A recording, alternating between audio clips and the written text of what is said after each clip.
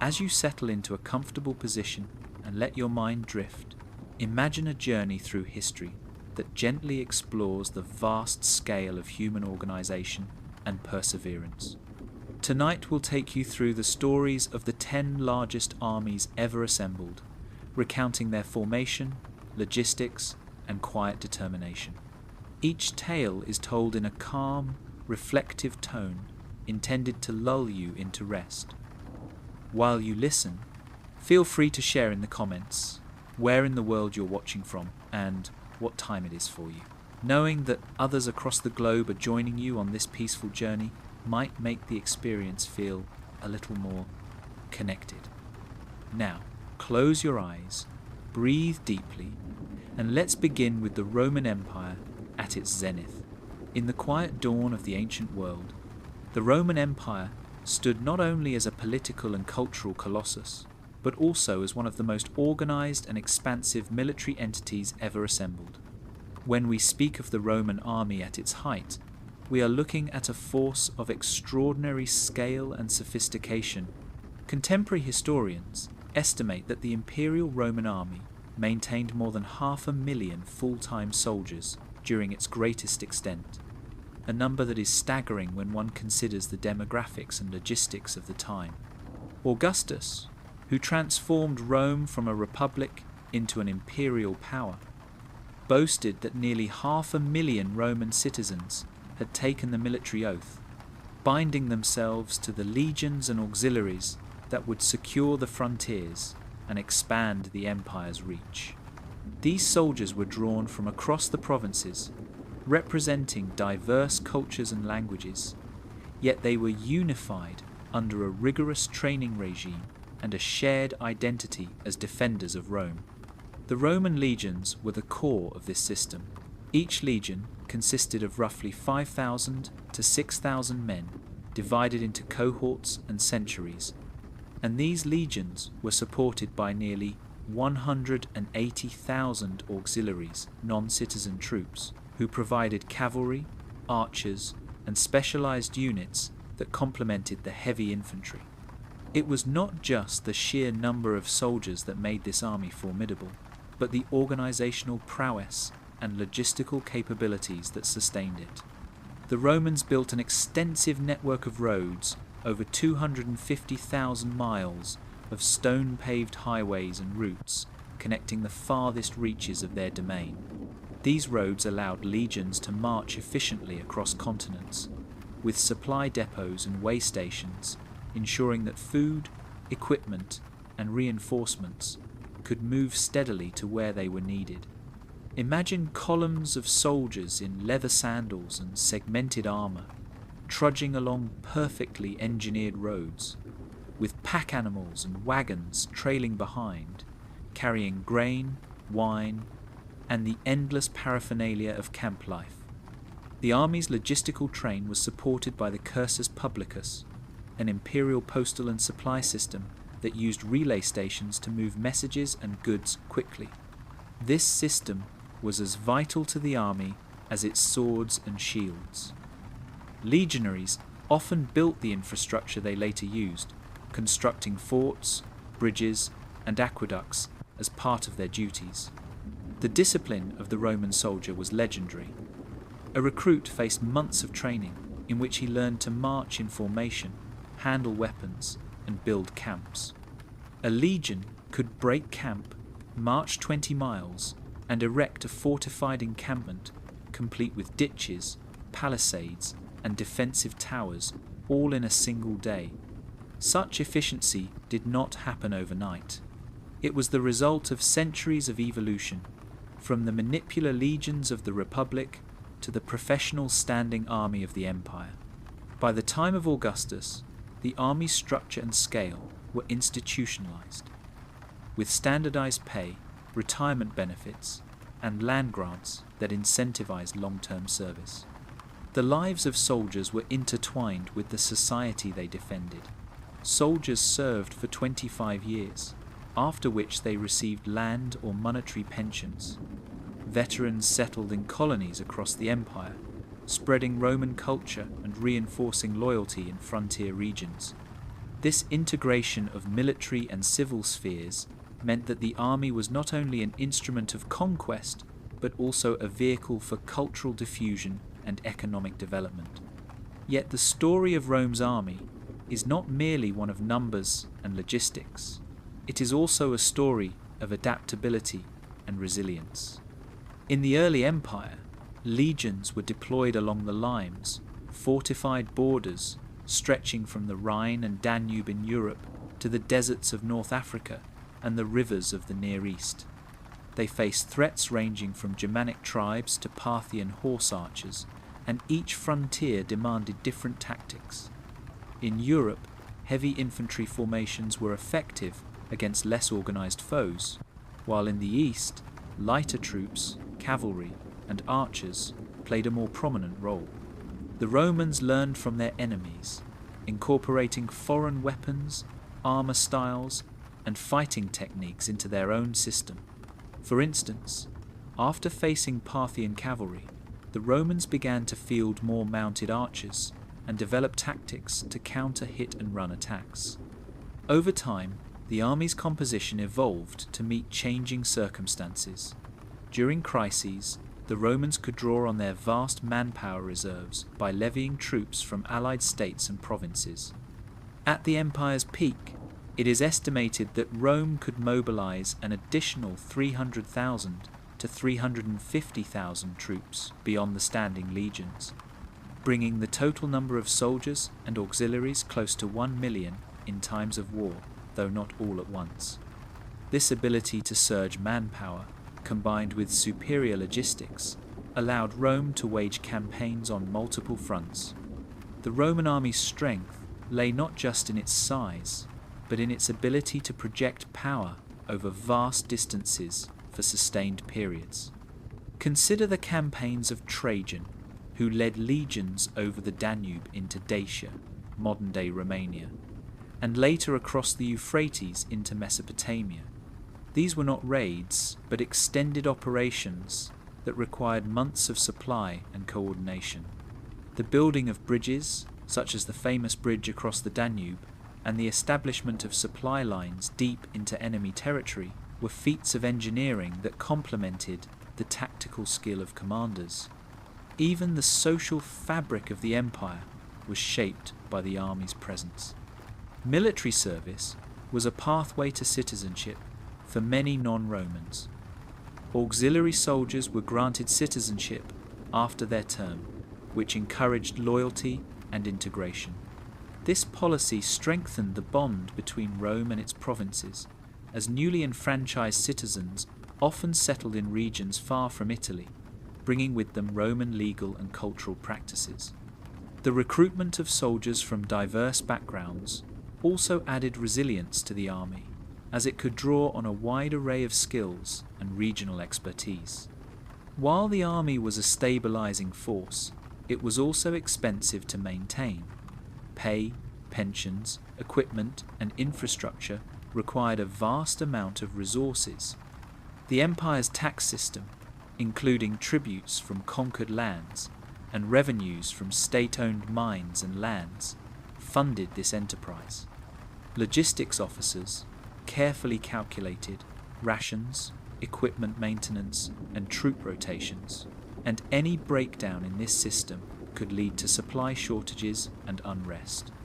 The crisis of the 3rd century, when the empire faced simultaneous threats and economic turmoil, showed how delicate the balance was. Armies proclaimed their own emperors, leading to civil wars that strained the system. Yet even in these times of turmoil, the foundations laid during the empire's peak allowed for recovery and reorganization. Today, when we think of the Roman army, we often imagine gleaming helmets and tight formations on the battlefield. But in a reflective mood, one might also picture the quieter moments. Soldiers resting in a shaded camp after a long march, sharing stories and bread. Engineers surveying a site for a new bridge. Scribes recording supplies in meticulous Latin script. Veterans tending vineyards in distant colonies, reminiscing about their days in the legions. The scale of Rome's military apparatus was vast, but it was sustained by countless human acts of endurance, ingenuity, and duty. As we conclude this first section, consider the quiet magnitude of maintaining such an army in an age without engines or electricity. The Roman Empire's ability to marshal 500,000 professional soldiers, support them with an even larger network of auxiliaries, and move them along a lattice of stone roads set a precedent for military organization that echoes through history. That foundation of disciplined manpower and logistical innovation is our starting point for exploring other great armies, each unique, each shaped by its time, yet all part of humanity's long story of collective effort and mobilization. Let your mind gently transition as we move from the ancient world into the age of revolutions, where another massive army would rise under the banner of liberty and empire, illustrating new ways that societies rally their people for war. When the late 18th century shook Europe with the thunder of revolution, France not only overturned its own monarchy, but also introduced a new model of mass mobilization that would reshape warfare for generations. The era of Napoleon Bonaparte was marked by armies that dwarfed anything Europe had seen in centuries. To understand how the French army became one of the largest ever assembled, we must go back to the period of the French Revolution. In 1793, faced with external invasions and internal rebellions, the revolutionary government enacted the Levée en masse, a decree that conscripted all unmarried men aged between roughly 18 and 25 into the army. This radical form of national mobilization transformed war from the domain of professional soldiers and mercenaries into a civic duty. Before the Levée, France's army had already swelled to several 100,000, but by September 1794, the Levée had expanded French forces to well over 1 million soldiers drawn from a population of just 25 million. These were not merely names on paper. While records varied, the numbers represented a vast assembly of men in training, at the front, or moving through the complex supply and administrative apparatus that kept the army functioning. This enormous mobilization was unprecedented in Europe, enabling France not only to defend itself against the coalitions arrayed against it, but also to carry the revolutionary flag deep into the continent. At the heart of this sprawling force was the Grande Armée, an organization forged by Napoleon from the ashes of revolutionary chaos.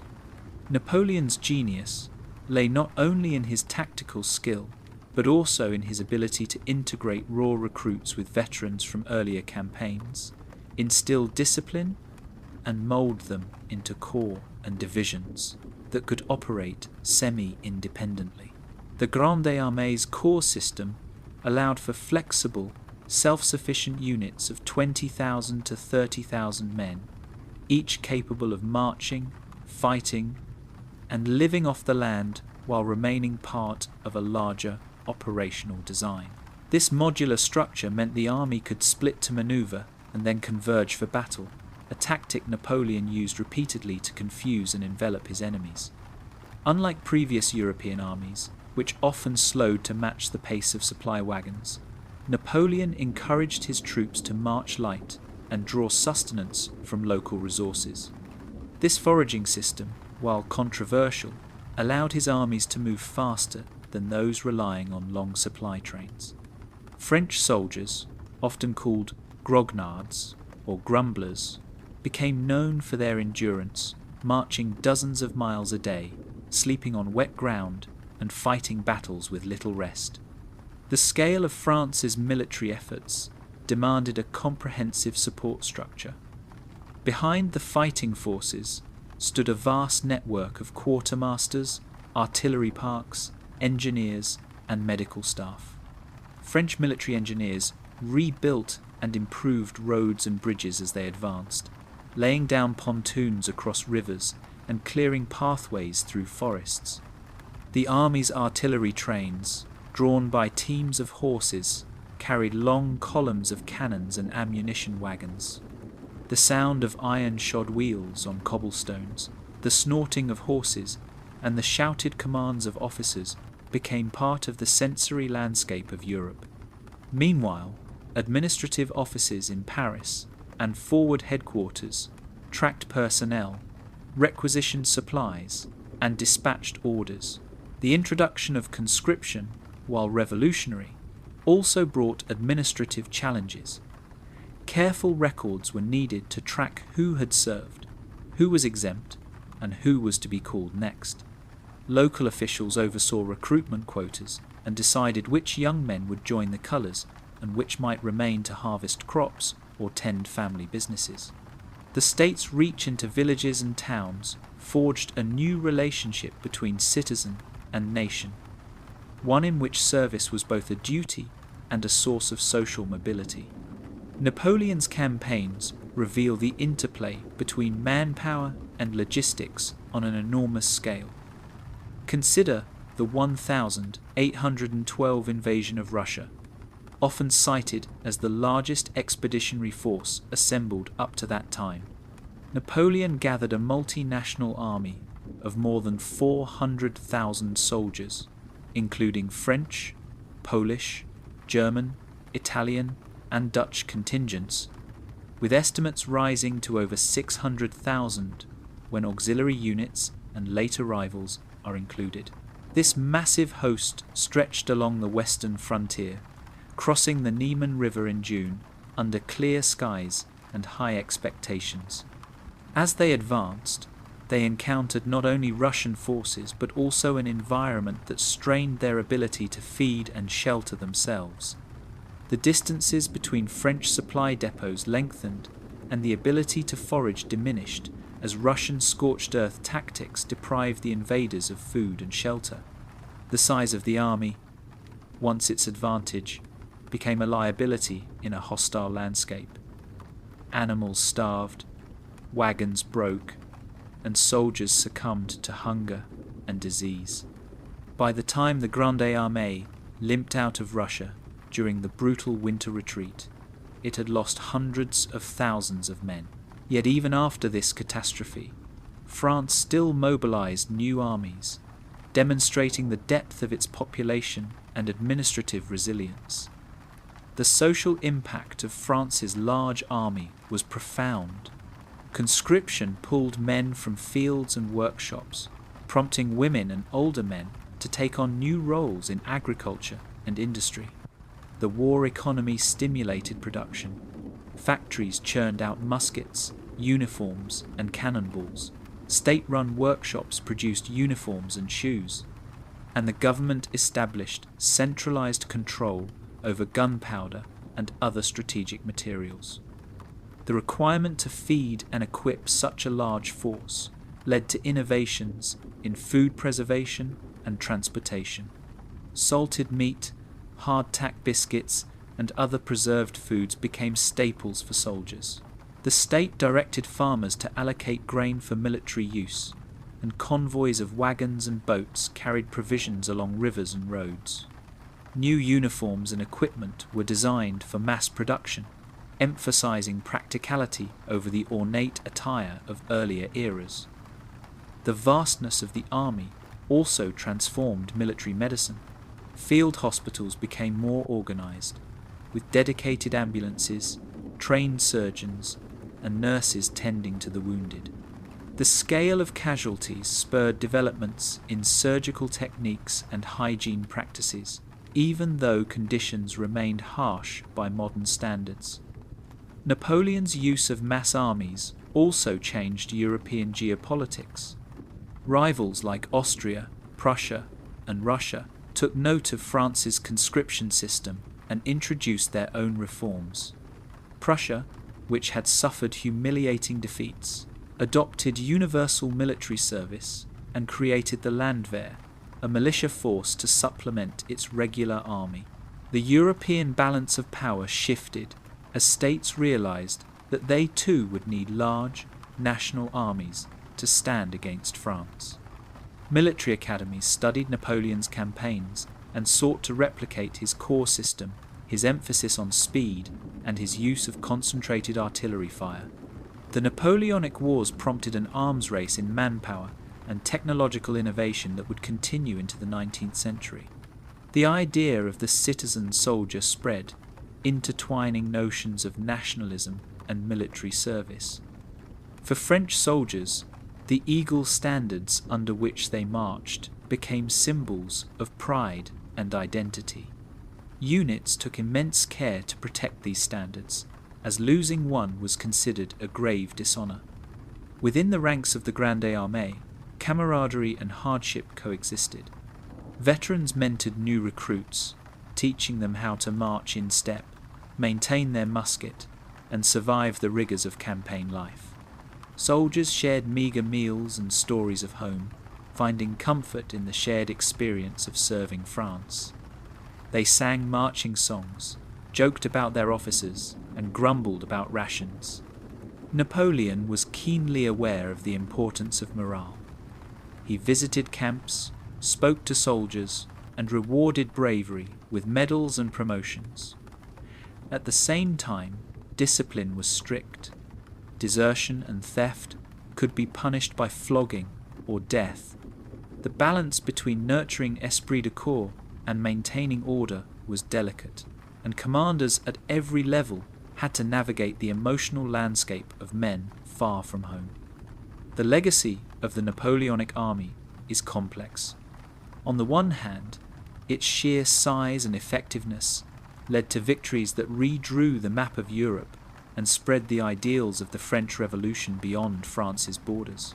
On the other hand, the constant demand for soldiers and the toll of long campaigns left scars on French society.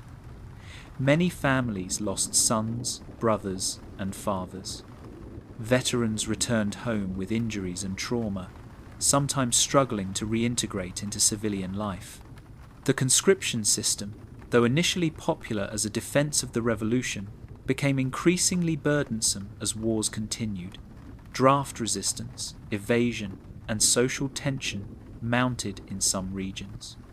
Napoleon's eventual defeat at Waterloo in 1815 did not erase the innovations he introduced. Rather, it underscored that mass armies had become a permanent feature of European warfare. As you reflect on this second chapter of our journey, picture the vast columns of men marching along dusty roads, their uniforms faded and boots worn, yet holding their heads high under banners emblazoned with imperial eagles.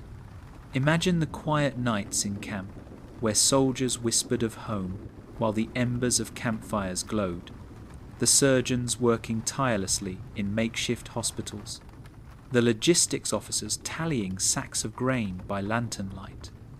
The story of Napoleonic France is one of ambition and energy, of societies harnessing human potential on a scale unseen before.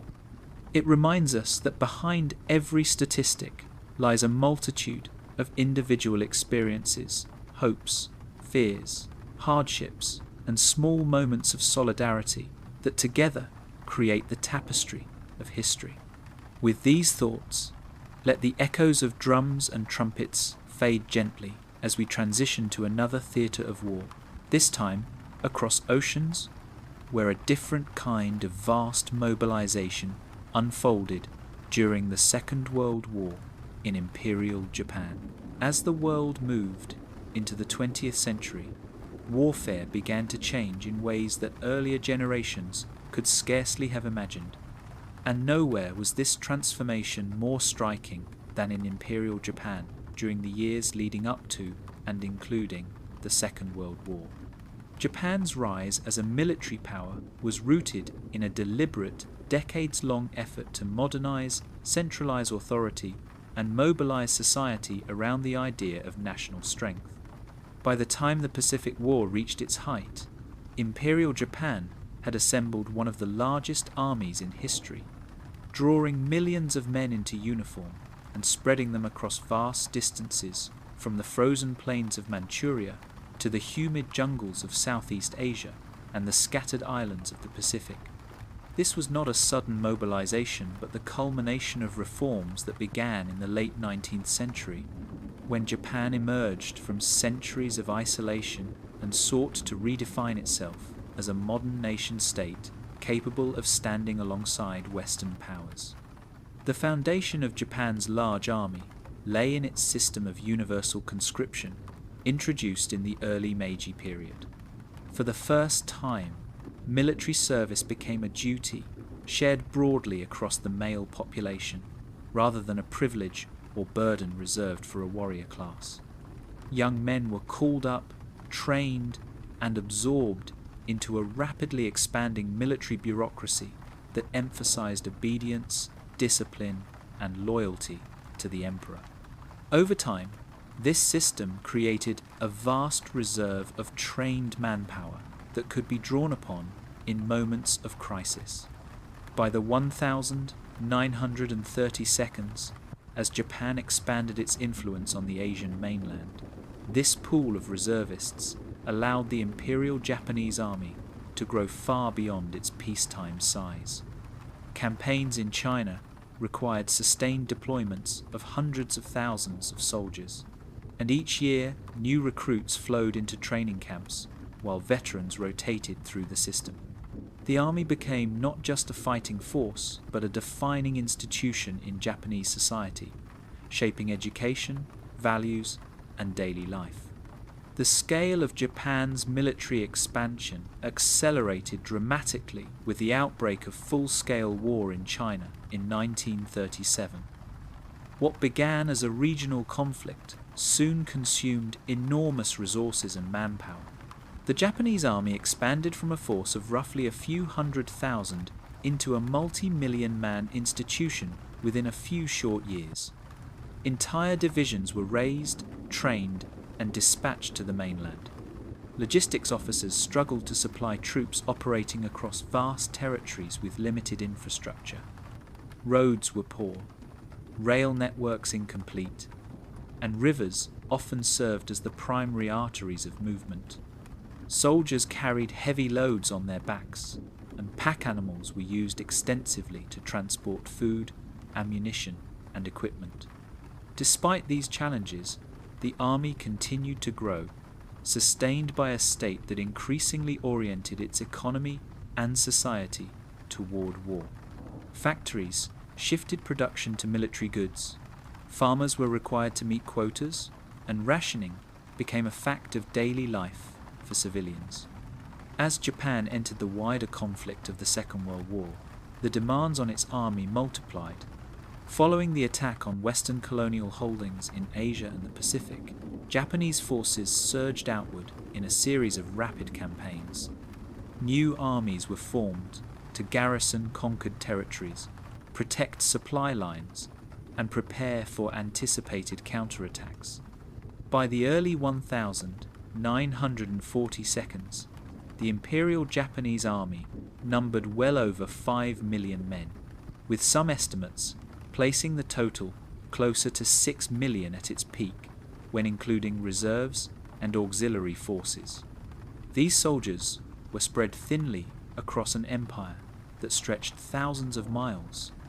Unlike continental powers that could concentrate their armies along a single front, Japan had to divide its manpower among dozens of theatres, each with its own challenges. Garrisons were established on remote islands, in mountainous regions, and along coastlines vulnerable to amphibious assault.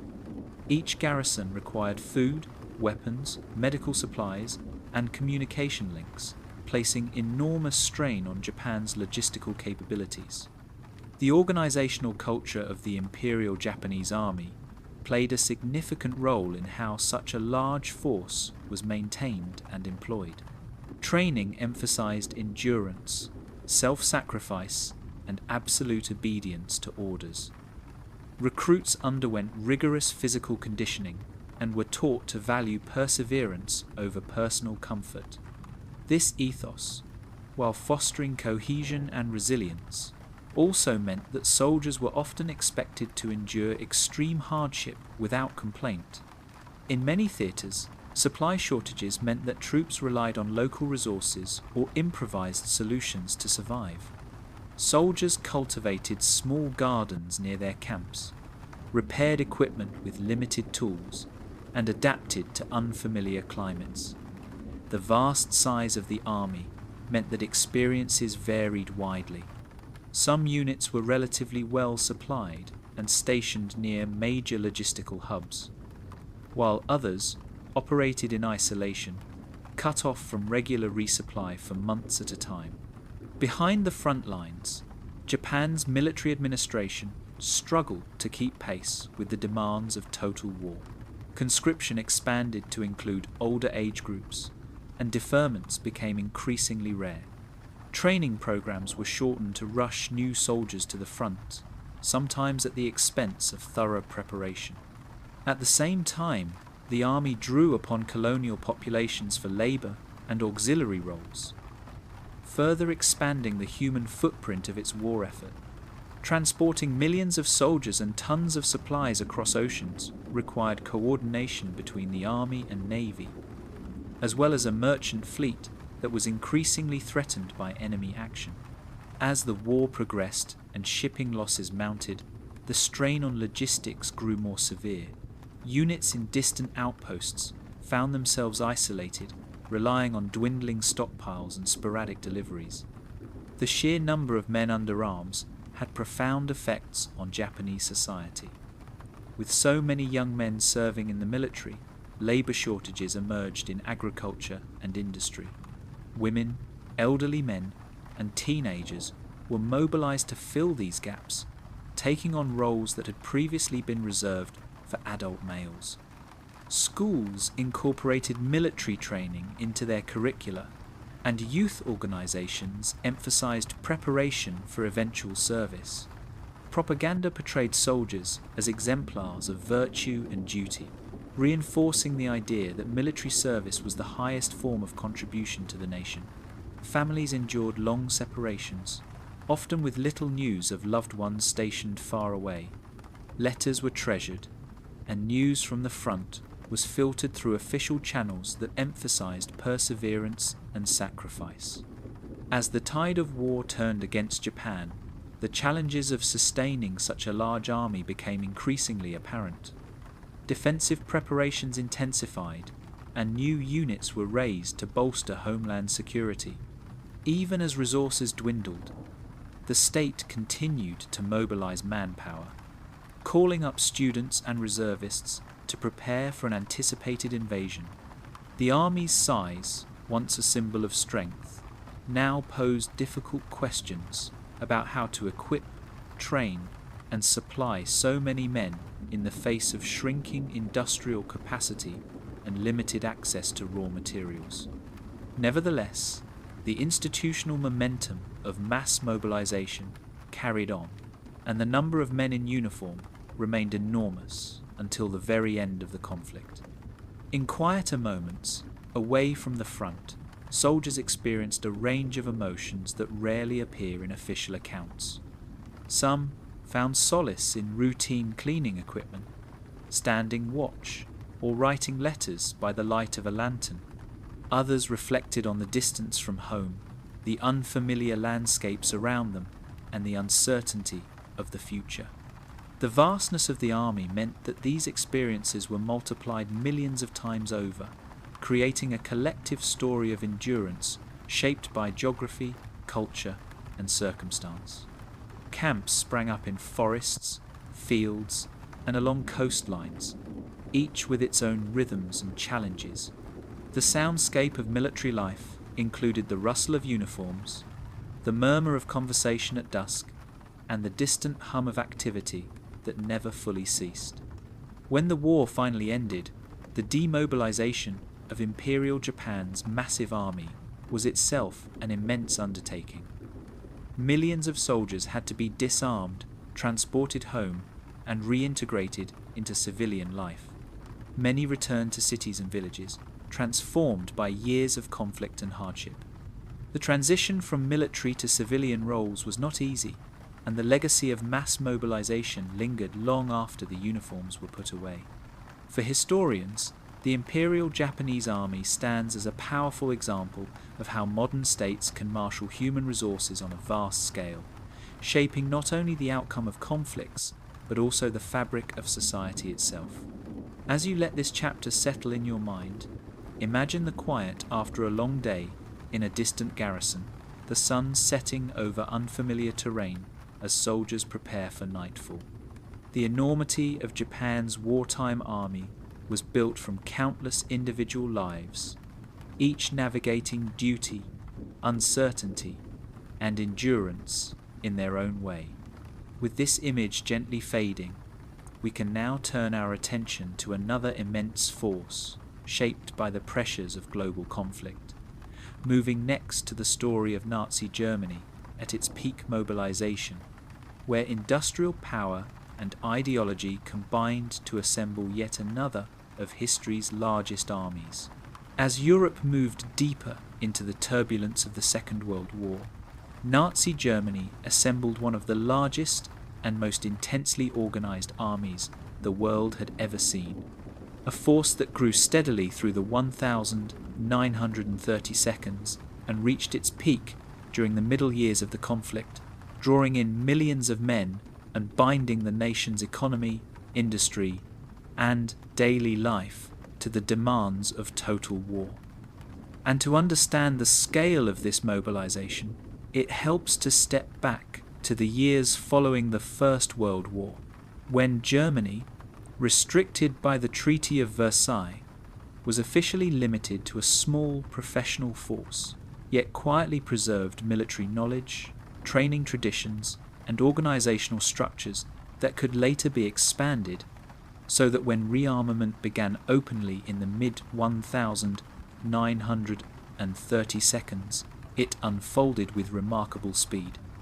Conscription was reintroduced, training facilities multiplied, and an entire generation of young men passed through barracks and drill fields where discipline, hierarchy, and ideological instruction were woven together. And by the outbreak of war in 1939, the German army, or Heer, already numbered in the millions, supported by the Luftwaffe and the expanding naval forces, and as campaigns in Poland, Scandinavia, Western Europe, and the Balkans unfolded, the armed forces continued to grow, absorbing reservists, recalled veterans, and newly trained conscripts, while industry shifted almost entirely toward military production, factories running long hours to produce rifles, artillery, tanks, uniforms, and vehicles, and railways operating on precise schedules to move troops and supplies across the continent, creating a sense of constant motion and coordination that defined the early war years. And as the conflict expanded eastward with the invasion of the Soviet Union, the scale of mobilization increased even further, with the German state calling up additional age groups, tightening exemptions, and drawing upon occupied territories for labor and auxiliary support, so that by the peak years of 1943 and 1944, Germany had mobilized tens of millions of men in total over the course of the war, with active forces numbering well over 10 million across all branches at various points, making it one of the largest military establishments ever assembled by a single state. And yet, despite these immense numbers, the experience of service varied greatly, depending on role and location, as some soldiers found themselves stationed in relatively stable garrisons or administrative posts, while others operated in vast theatres stretching from the Arctic Circle to North Africa, each environment imposing its own rhythms and challenges. And throughout this system, the concept of organisation was paramount, with detailed record-keeping, standardised training manuals, and layered command structures designed to manage forces on a continental scale, so that even as units were destroyed or depleted, replacements could be generated, trained, and deployed in a continuous flow, giving the impression of an almost mechanical capacity for regeneration. Though beneath this surface efficiency lay immense human strain, as families across Germany adjusted to repeated call, ups, long separations, and the gradual transformation of civilian life into a wartime existence shaped by rationing, air raid precautions, and industrial labour. And the army itself increasingly reflected this strain. As training periods were shortened, older men and very young recruits were incorporated, and specialised units were formed to meet specific needs, such as anti-aircraft defences, construction battalions, and rear area security forces, all contributing to the overall numerical weight of the military, while the ideological dimension of Nazi Germany's mobilization also shaped the character of the army, as soldiers were not only trained in military skills, but also immersed in a worldview that emphasized loyalty, obedience, and a sense of historical mission, which for many reinforced cohesion and resolve, though it also added layers of psychological pressure, as deviation from expectations could carry severe consequences. And within this environment, daily life for soldiers often revolved around routines that were at once mundane and exhausting: long marches, equipment maintenance, guard duty, and administrative tasks filling the hours between movements and engagements. With the scale of the army, meaning that much of military life occurred far from any immediate fighting, in depots, training grounds, and transit hubs where men waited, drilled, and prepared, sometimes for months, before being reassigned, and as the war dragged on, the logistical demands of sustaining such a vast force grew increasingly complex.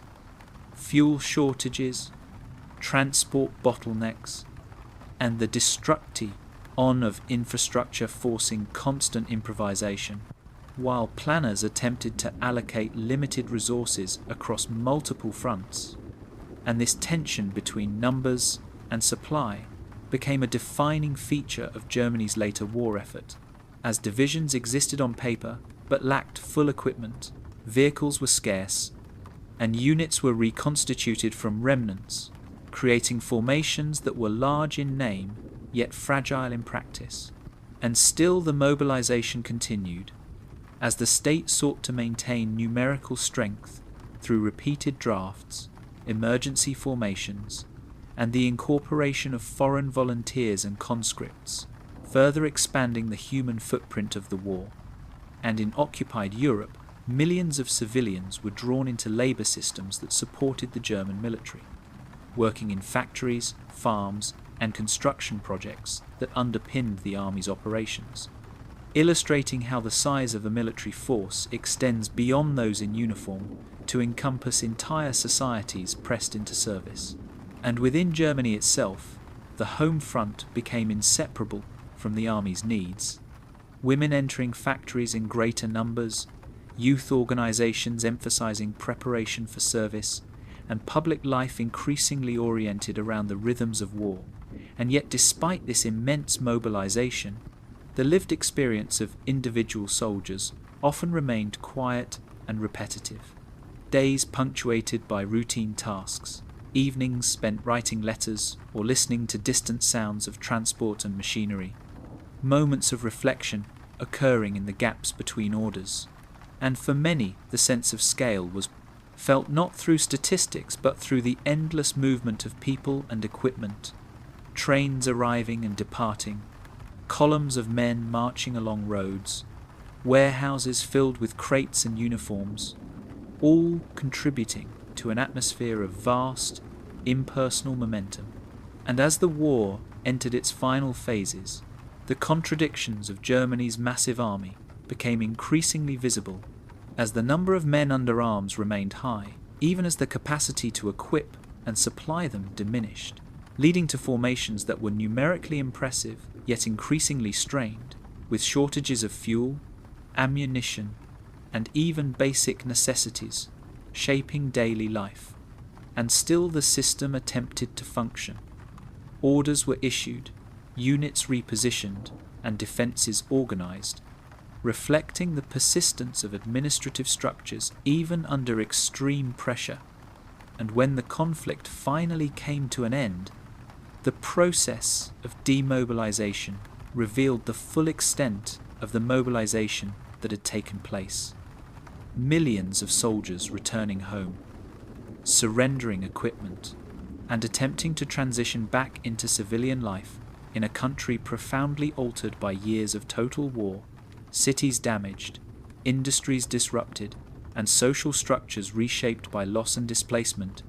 And from a historical perspective, the Nazi German military stands as a powerful example of how a modern industrial state can assemble and sustain an army of extraordinary size, integrating manpower, technology, and administration on a scale that had previously been unimaginable, and yet also how such scale carries inherent vulnerabilities, as the NDS of maintaining millions of soldiers place immense strain on resources, societies, and individuals alike. And as you let this chapter gently settle, you might imagine the quieter moments within this vast system, a sentry standing watch in the early hours before dawn, the soft hum of machinery in a distant depot, the slow rhythm of boots on a long road, each small sound part of a much larger, almost overwhelming whole. And with that image gradually fading, the story naturally moves onward, across oceans and continents, toward another nation that would mobilize on an even greater scale during the same global conflict, as we next turn our attention to the British Empire during the First World War, where global reach and imperial connections combine to assemble yet another of history's largest armies. As the world slid quietly and then unmistakably into the vast conflict of the First World War, the British Empire found itself drawing upon a global network of people, resources, and institutions that spanned continents and oceans, assembling one of the largest armies the world had yet witnessed, not as a single uniform force, but as an immense mosaic of regional armies, colonial units, volunteers, and conscripts, all connected by imperial administration and maritime power. And to understand the scale of this mobilization, it helps to picture the British Empire at the dawn of the 20th century, stretching from the British Isles, across Canada, India, Australia, New Zealand, large parts of Africa, the Middle East, and numerous island territories, encompassing hundreds of millions of people who were bound, in varying degrees, to London through law, trade, and shared institutions. And when war broke out in 1914, Britain initially relied on a relatively small professional army, well trained and disciplined, but modest in size compared to the mass conscript forces of continental Europe. And yet, within months, it became clear that the scale of the conflict would demand something far greater, prompting a transformation that would gradually pull millions of men into uniform and reshape the empire's relationship with war, labour, and national identity. As voluntary enlistment surged in the early years, spurred by appeals to duty, loyalty, and defence of the realm, and recruiting offices filled with men from cities, villages, farms, and factories, many of whom had never travelled far from home, now stepping into a military system that expanded almost daily to absorb them. And as battalions multiplied, training camps spread across Britain and the Dominions. Fields turned into drill grounds, tents and wooden huts rising almost overnight, while instructors worked tirelessly to instill basic skills and discipline into waves of new recruits. And beyond Britain itself, the imperial response unfolded on an even grander scale, with Canada raising divisions that would fight in Europe, Australia, and New Zealand, forming expeditionary forces that travelled across the world, India contributing vast numbers of soldiers drawn from its diverse regions, and African colonies providing troops and labour units that supported campaigns in Africa and beyond, so that the British Army of the First World War became not a single national force, but a truly global one, unified under imperial command, yet composed of men with different languages, customs, and experiences. And by the middle years of the war, this system had mobilized millions, with the total number of men who served under the British flag eventually reaching into the many millions, creating an army whose sheer size required unprecedented levels of coordination, administration, and logistical planning. As ships carried soldiers across oceans, railways moved them across continents, and supply chains stretched from distant farms and factories to the front lines.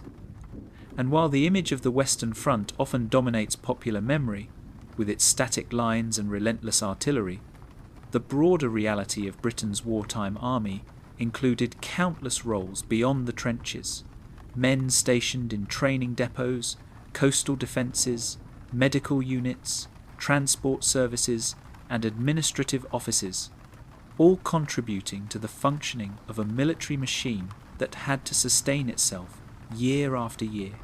And as voluntary enlistment began to slow under the strain of prolonged war, Britain made the momentous decision to introduce conscription in 1916, extending compulsory service to large segments of the male population, a shift that fundamentally altered the relationship between citizen and state.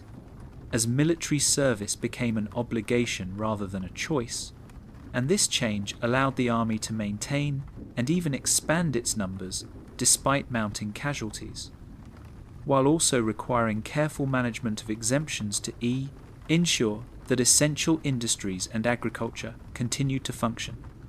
And within this system, the British Army evolved structurally, forming new divisions, reorganising existing ones, and integrating imperial and colonial units into combined operations, so that soldiers from different parts of the world found themselves serving side by side, sharing camps, rations, and routines, sometimes forging bonds across cultural boundaries, and sometimes simply coexisting within the vastness of the military system. And behind all of this lay the immense administrative effort of tracking personnel, equipment, and supplies.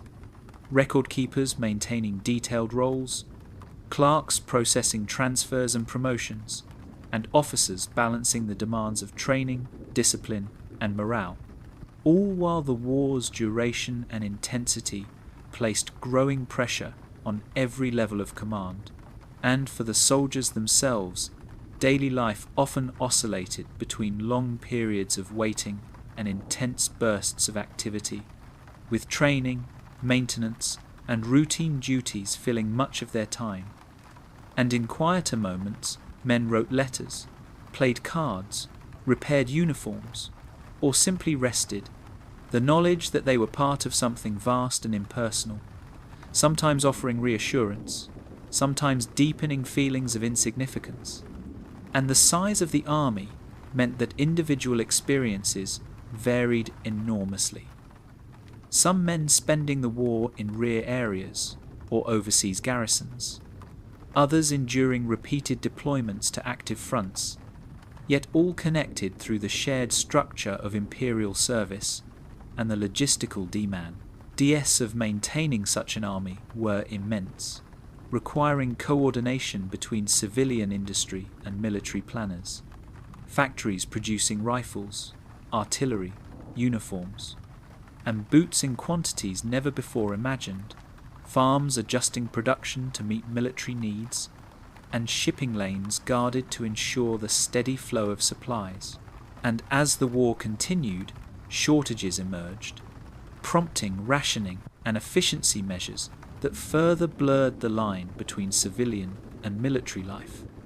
And within Britain and across the empire, women stepped into new roles, working in factories, offices, and farms, their labour essential to sustaining the army's size and effectiveness, illustrating how the true scale of a military force extends far beyond those who wear uniforms, encompassing entire societies organised around the demands of war. And as the conflict drew toward its later years, the British Army reached its greatest numerical strength, with millions of men under arms across multiple theatres, from the Western Front to the Middle East, from Africa to the seas, forming a military presence that spanned the globe. And yet this vastness also brought challenges: coordination across distances, differing levels of equipment, and training among units, and the constant need to adapt tactics and organization to changing conditions. And even as the war ended in 1918, the task of demobilization itself underscored the enormity of what had been assembled. Millions of soldiers needing to be transported home, reintegrated into civilian life, and supported through the transition while societies adjust. Add to the absence of wartime structures and the return of men who had been shaped by years of service, and in reflection the British Empire's army of the First World War stands as a testament to the capacity of a global system to mobilize human resources on a massive scale, drawing together people from distant regions into a single, coordinated effort. And as you let this chapter gently settle, you might imagine the quiet moments within that vast force.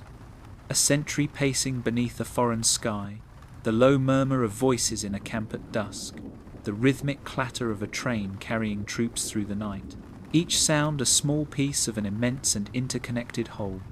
And with that image slowly fading, the story continues onward, moving eastward and forward in time to another colossal mobilization, as we next turn our attention to the Russian Empire during the First World War, where population, geography, and administrative ambition combined to produce one of the largest armies ever brought into being. As the First World War expanded into a conflict of unprecedented scale, the Russian Empire undertook one of the largest military mobilizations in human history, drawing upon its immense population, vast geography, and long-standing traditions of mass conscription to assemble an army whose sheer size reshaped both the war and Russian society itself. And to understand how this came to be, it helps to picture the Russian Empire on the eve of war in 1914, stretching from Eastern Europe across the plains of Siberia to the Pacific Ocean, encompassing countless ethnic groups, languages, climates, and ways of life, united loosely under an imperial administration that governed millions of subjects, many of whom lived far from industrial centres and relied on agriculture for survival.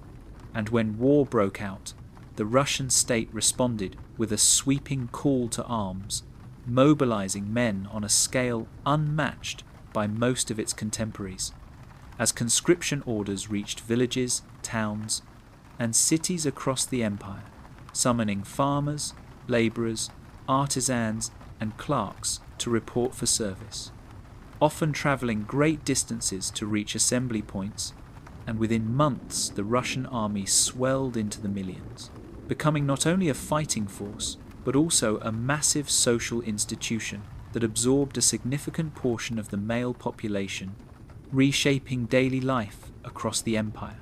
And while the exact numbers fluctuated as units were formed, deployed, depleted, and replenished, it is generally understood that during the course of the war, roughly 15 million men passed through the ranks of the Russian armed forces, with active strength at various times reaching several million soldiers in uniform, making it one of the largest armies ever assembled up to that point.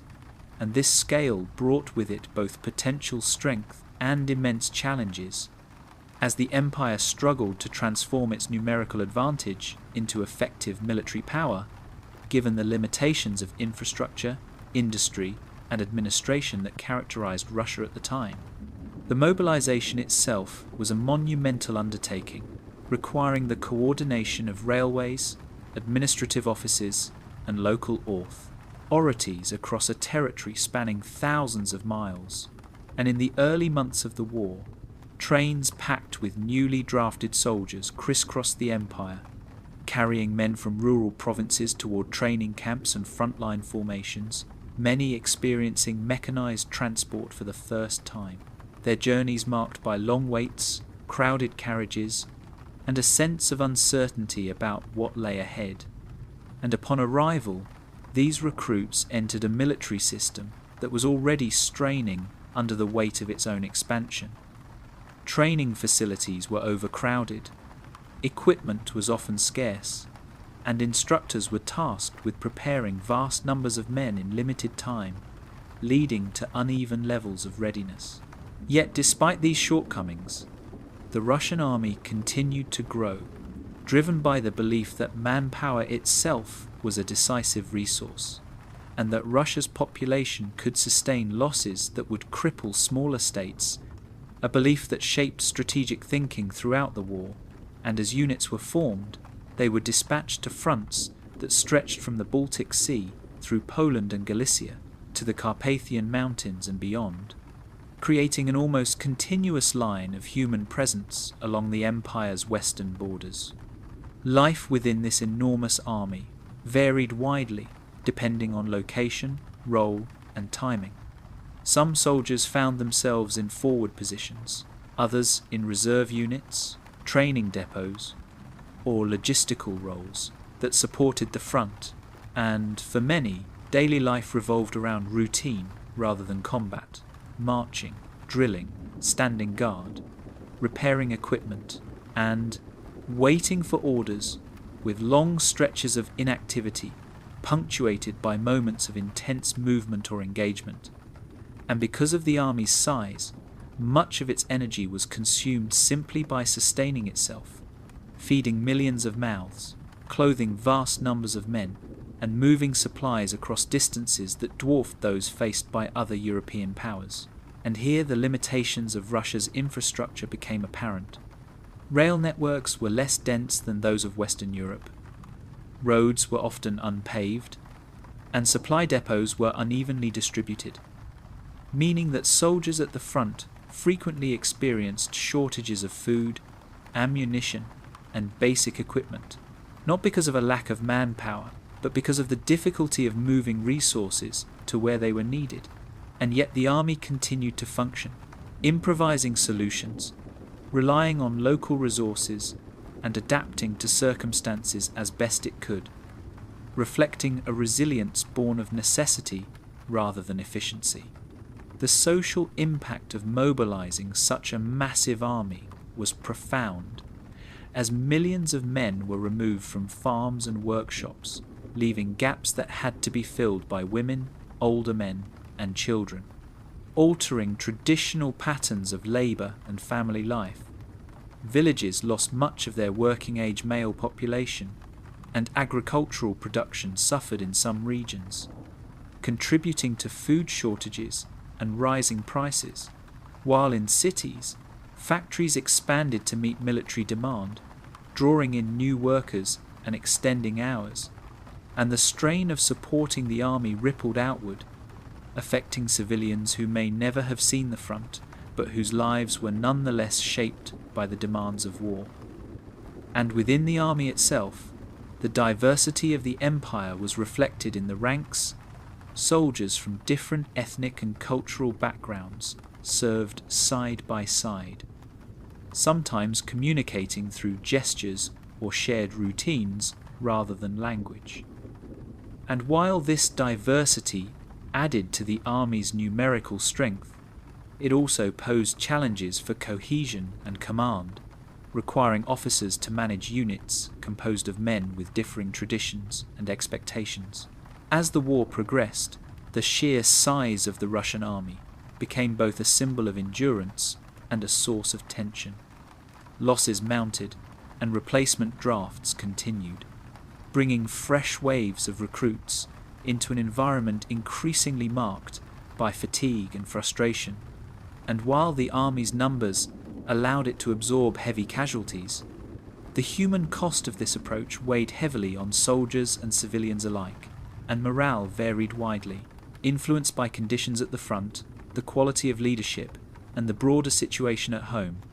And in quieter moments, soldiers reflected on their distance from home, the uncertainty of the future, and the scale of the war that had drawn them into its orbit, sharing stories, songs, and memories as a way of maintaining a sense of identity within the vastness of the military machine. And letters travelled slowly between front and home, carrying fragments of daily life across long distances, reinforcing connections that sustained soldiers during long deployments. The administrative challenge of managing an army of this magnitude cannot be overstated. Records had to be kept for millions of individuals, tracking assignments, promotions, casualties, and supplies, and while the imperial bureaucracy worked tirelessly to maintain order, inefficiencies and bottlenecks were common, contributing to delays and misunderstandings. And as the war dragged on, these pressures intensified, revealing underlying weaknesses in the imperial system, as shortages of equipment and food became more acute, and as soldiers and civilians alike felt the strain of prolonged mobilization. And yet even in this environment, the army continued to operate, launching offensives, defending territory, and maintaining its presence across vast fronts, demonstrating the capacity of a large population to sustain a military effort over extended periods, even under difficult conditions. By 1916 and 1917, the cumulative effects of war, mobilization, and hardship began to reshape the Russian Empire itself, as dissatisfaction grew among soldiers and civilians, and the experience of serving in such a massive army exposed millions of men to new ideas, social interactions, and perspectives that would later influence the course of Russian history. And within the army, the shared experience of hardship and sacrifice created bonds that transcended regional and social differences, even as it also highlighted inequalities and frustrations. And the scale of the military meant that changes in mood or loyalty could have far-reaching consequences, as the actions of large groups of soldiers influenced events far beyond the front lines. And when the imperial system eventually collapsed, the demobilization and reorganization of this enormous army became a defining challenge, as millions of armed men sought to return home or find new roles in a rapidly changing political landscape. In reflecting on the Russian Empire's army during the First World War, it is helpful to move beyond numbers alone and consider the lived reality of maintaining such a force. Imagine endless columns of men marching along muddy roads, trains packed with soldiers rumbling east and west, camps sprawling across open fields, and supply wagons creaking under the weight of provisions, all forming a continuous flow of human movement across the empire. And within this flow, individual lives unfolded quietly. Soldiers learning new routines, forming friendships, enduring discomfort, and finding moments of rest amid uncertainty. And the vastness of the army meant that while no single person could grasp its entirety, each contributed in small ways to its functioning, whether by standing guard, carrying supplies, or simply remaining in formation.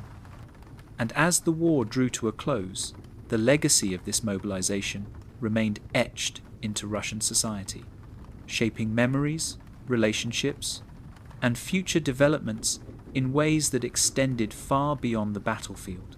As you let this section settle into a calm understanding, imagine the quiet after a long march, soldiers resting beneath open skies, the distant sound of trains fading into the night, and the sense of being part of something immense and impersonal, yet deeply human. And with that image slowly drifting away, the journey through history continues, turning next toward the United States during the Second World War, where industrial capacity and rapid mobilization combined to create another of the largest armies ever assembled. When the United States entered the Second World War, it did so as a nation that had long possessed immense industrial potential, but only a relatively modest standing army. And the transformation that followed was one of the most rapid and expansive mobilizations of military power in history, unfolding in a way that was at once methodical, overwhelming in scale, and deeply woven into everyday civilian life.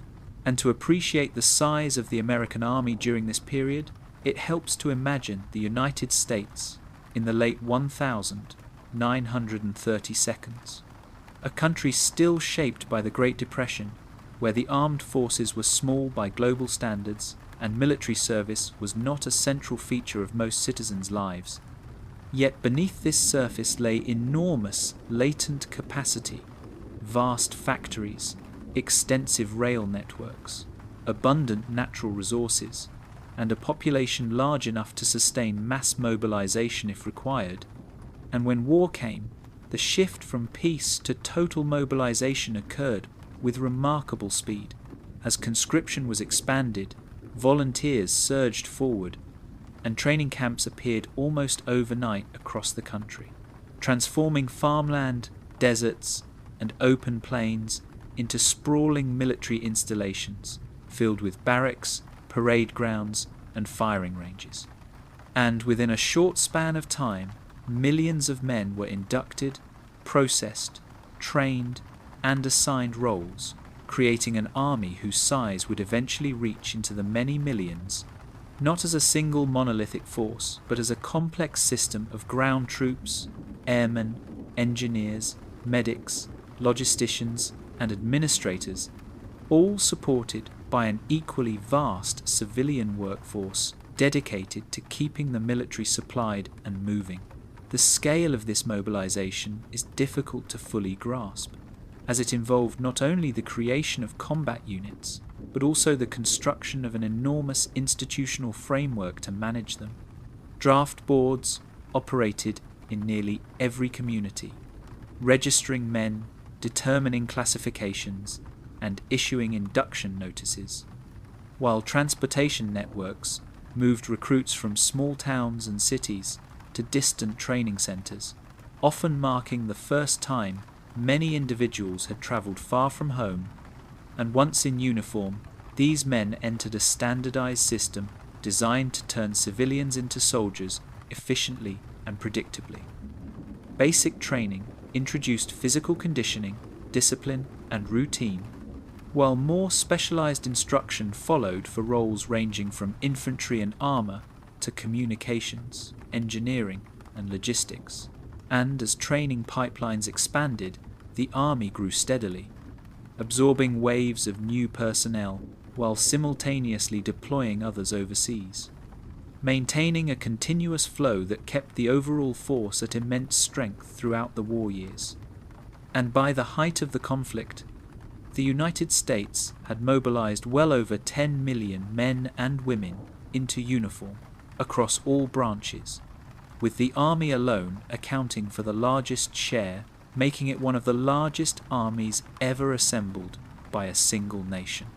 What set the American mobilization apart was not only its size, but also its organizational approach, which emphasized planning, standardization, and logistics on a scale rarely seen before, as the Army operated within a broader system that integrated industry, transportation, and administration into a single coordinated effort.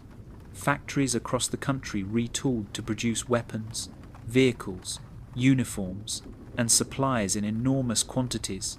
Assembly lines ran day and night, and new industrial complexes were built specifically to meet military demand, while railroads and ports expanded capacity to move troops and materiel efficiently. And this industrial backbone allowed the army to equip its soldiers consistently, ensuring that units raised months or even years apart could operate with compatible equipment and procedures, a factor that greatly simplified training and deployment. And behind every division in the field stood an intricate web of depots, warehouses, repair facilities, and administrative offices, all working to sustain the force, illustrating how the true size of the army extended far beyond those who carried rifles, to include millions of civilians whose labor made the military possible. For the soldiers themselves, service in such a vast army often meant immersion in routines that balanced structure with waiting, days filled with drills, maintenance, instruction, and administrative tasks, interspersed with periods of anticipation as units prepared for movement overseas or for new assignments. And because the army was so large, experiences varied widely, Some soldiers spent much of the war in training roles or support positions within the United States. Others were stationed in relatively quiet overseas garrisons, while millions were deployed to active theatres across Europe, North Africa, the Pacific, and beyond. Yet, regardless of location, the sense of being part of something immense was ever present, as camps housed tens of thousands of troops, convoys stretched for miles, and transport ships carried entire divisions across oceans, creating a constant awareness of scale that shaped daily life. And even in moments of rest, the background hum of activity, vehicles moving, orders being issued, supplies arriving, reinforced the feeling of participation in a massive collective effort.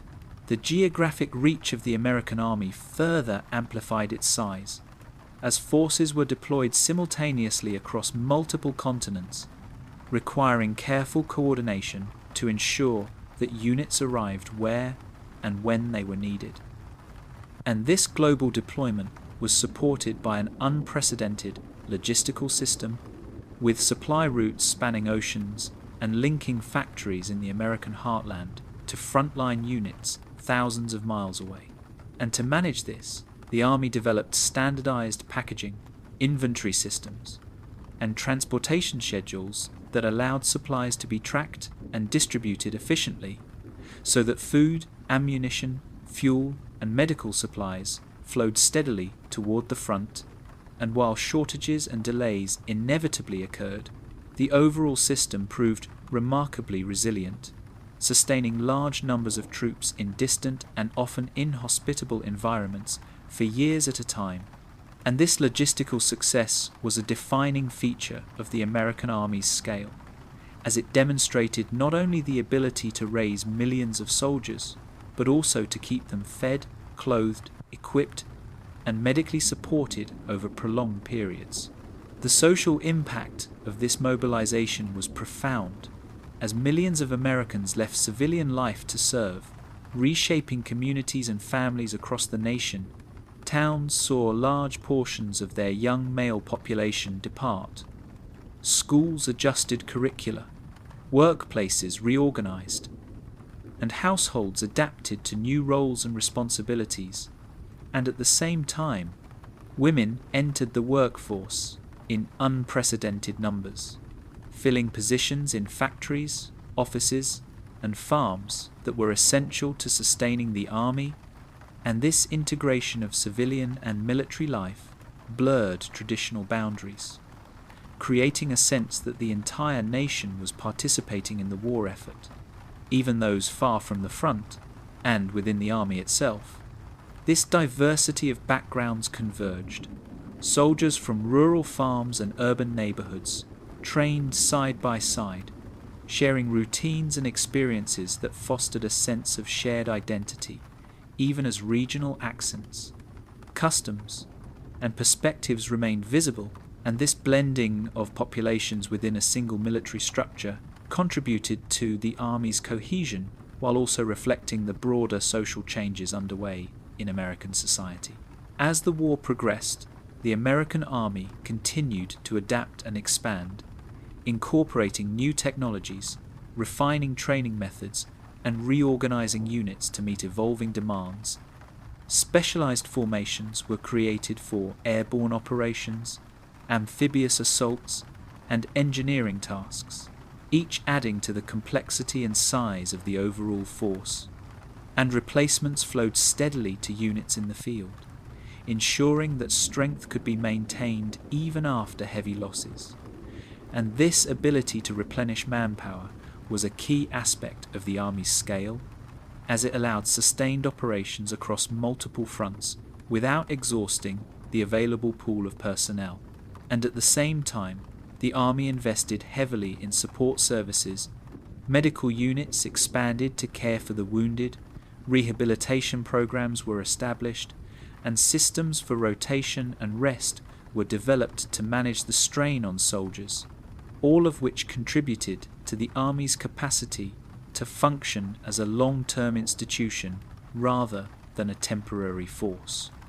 In quieter moments, amid the vast machinery of mobilization, individual soldiers found ways to make sense of their experience. Letters home were written in barracks and tents, describing daily routines, small comforts, and hopes for the future. Recreational activities were organized to provide relief from monotony, and friendships formed that helped individuals navigate the challenges of service. And these personal dimensions, multiplied across millions of participants, formed the human core of the Army's immense size, reminding us that behind every statistic stood individuals adjusting to a new rhythm of life, learning new skills, and contributing in their own way to a collective endeavour. And because the Army was so large, these experiences varied endlessly. Yet they shared common elements of routine, uncertainty, and adaptation that linked soldiers across time and space. As the war drew toward its conclusion, the scale of the American Army reached its peak, with millions under arms and deployed around the world, and the task of planning for demobilization became nearly as complex as mobilization itself. Systems were established to process discharges, transport soldiers home, and reintegrate them into civilian life. And this transition highlighted once again the enormity of what had been assembled. As the flow of personnel reversed direction, camps emptied, factories shifted production, and communities welcomed back returning service members, and the legacy of this mobilization endured long after the war ended, shaping institutions, infrastructure, and social relationships in lasting ways. And from a historical perspective, the United States during the Second World War stands as a clear example of how a modern industrial society can assemble an army of extraordinary size, not only through conscription and training, but through the integration of military and civilian systems into a single, coordinated whole. As you let this section gently settle, imagine the quiet late-night hours in a large training camp. Lights dimmed, the distant sound of trains moving through the darkness, the low murmur of conversation fading as soldiers rest, each moment part of a vast, steady rhythm that defined the American wartime experience. And with that calm image gradually drifting away, the journey through history continues, moving next toward another immense mobilization shaped by population, ideology, and endurance. As we turn our attention to the Chinese nationalist and communist forces of the mid-20th century, whose combined scale during overlapping conflicts placed them among the largest armies ever assembled. As the 20th century unfolded in East Asia, China experienced a prolonged period of upheaval that produced one of the largest sustained military mobilizations in human history, not as a single unified army, but as overlapping, rival, and at times temporarily aligned forces that together drew tens of millions of people into uniform or military adjacent roles over the course of several decades. And to understand the sheer scale involved, it helps to imagine China in the early 20th century as a vast, predominantly agrarian society with an enormous population, limited industrialization, fragmented political authority, and deep regional diversity, where military power was not concentrated in a single institution but dispersed among warlords, regional armies, revolutionary groups, and a central government struggling to assert control. And within this environment, the nationalist government, through the National Revolutionary Army and the Chinese Communist Forces, which would later become the People's Liberation Army, both built immense military structures that expanded dramatically during the overlapping crises of the Chinese Civil War and the Second World War, resulting in one of the most manpower-intensive military periods the world has ever seen, as millions of soldiers were mobilized, demobilized, reabsorbed, and mobilized again across vast territories and long spans of time. The Nationalist Army, emerging from the revolutionary movements of the 1920 seconds, initially sought to unify China under a centralized state, and in doing so absorbed or defeated numerous regional VWCs, gradually assembling an army that numbered in the millions even before the outbreak of full-scale war with Japan. And this force expanded further as conflict intensified, drawing recruits from cities, villages, and rural provinces, often through a mix of voluntary enlistment, conscription, and local coercion. And as Japan's invasion widened, the nationalist army became the primary force resisting external occupation, deploying massive formations across eastern and central China, while maintaining interior garrisons and reserve units, so that at various points during the late 1930s and early 1940s, the nationalist forces alone numbered several million soldiers, supported by additional militia units and local defense organizations, creating a military presence that permeated daily life across much of the country. And yet this was only one half of the story, because alongside and sometimes against the nationalists, the Chinese Communist forces were also expanding, building a parallel military structure that would eventually rival and surpass their opponents in size and organization.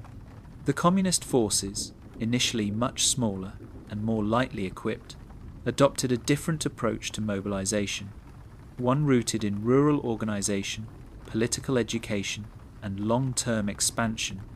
And while their early armies numbered in the hundreds of thousands, they steadily grew through a combination of recruitment, local support, and the absorption of defectors and former enemy units, particularly during and after the war against Japan, and by emphasizing integration with civilian populations, flexible organization, and gradual expansion.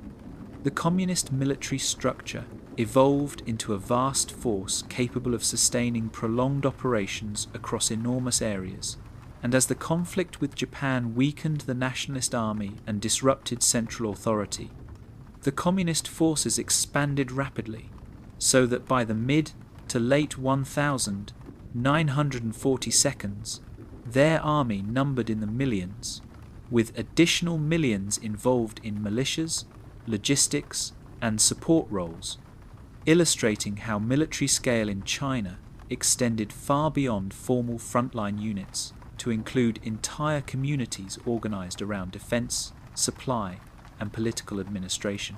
What makes the Chinese case particularly remarkable in the context of the largest armies in history is not just the peak numbers at any single moment, but the cumulative scale of mobilization over time, as successive waves of recruitment, reorganization, and redeployment drew enormous portions of the population into military life, sometimes repeatedly, and because China's conflicts were prolonged and overlapping, the distinction between wartime and peacetime blurred, with large standing forces maintained even in periods of relative calm, and this continuity meant that for decades military service, or at least military presence, was a defining feature of life for millions of people, villages regularly hosting troops, families supporting soldiers, and local economies adapting to the demands of nearby armies.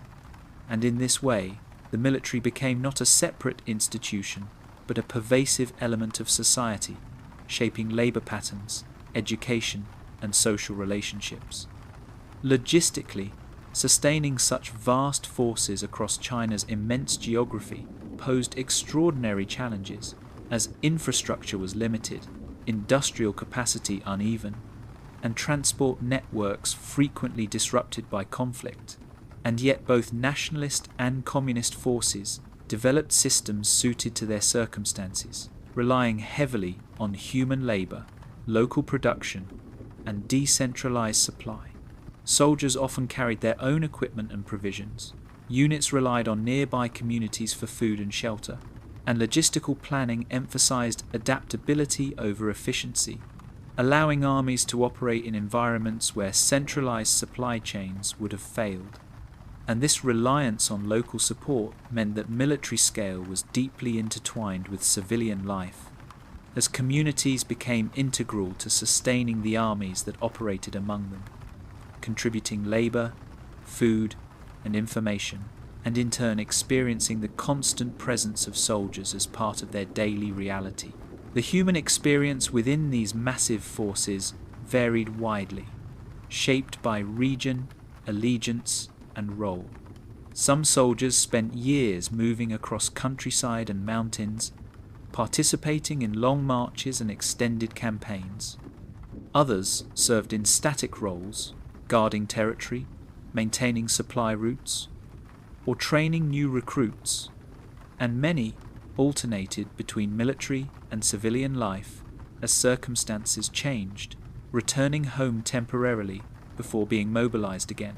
And within this fluid system, the idea of a fixed, permanent army gave way to a more dynamic concept of mobilization, where military participation was an ongoing process rather than a single, bounded experience.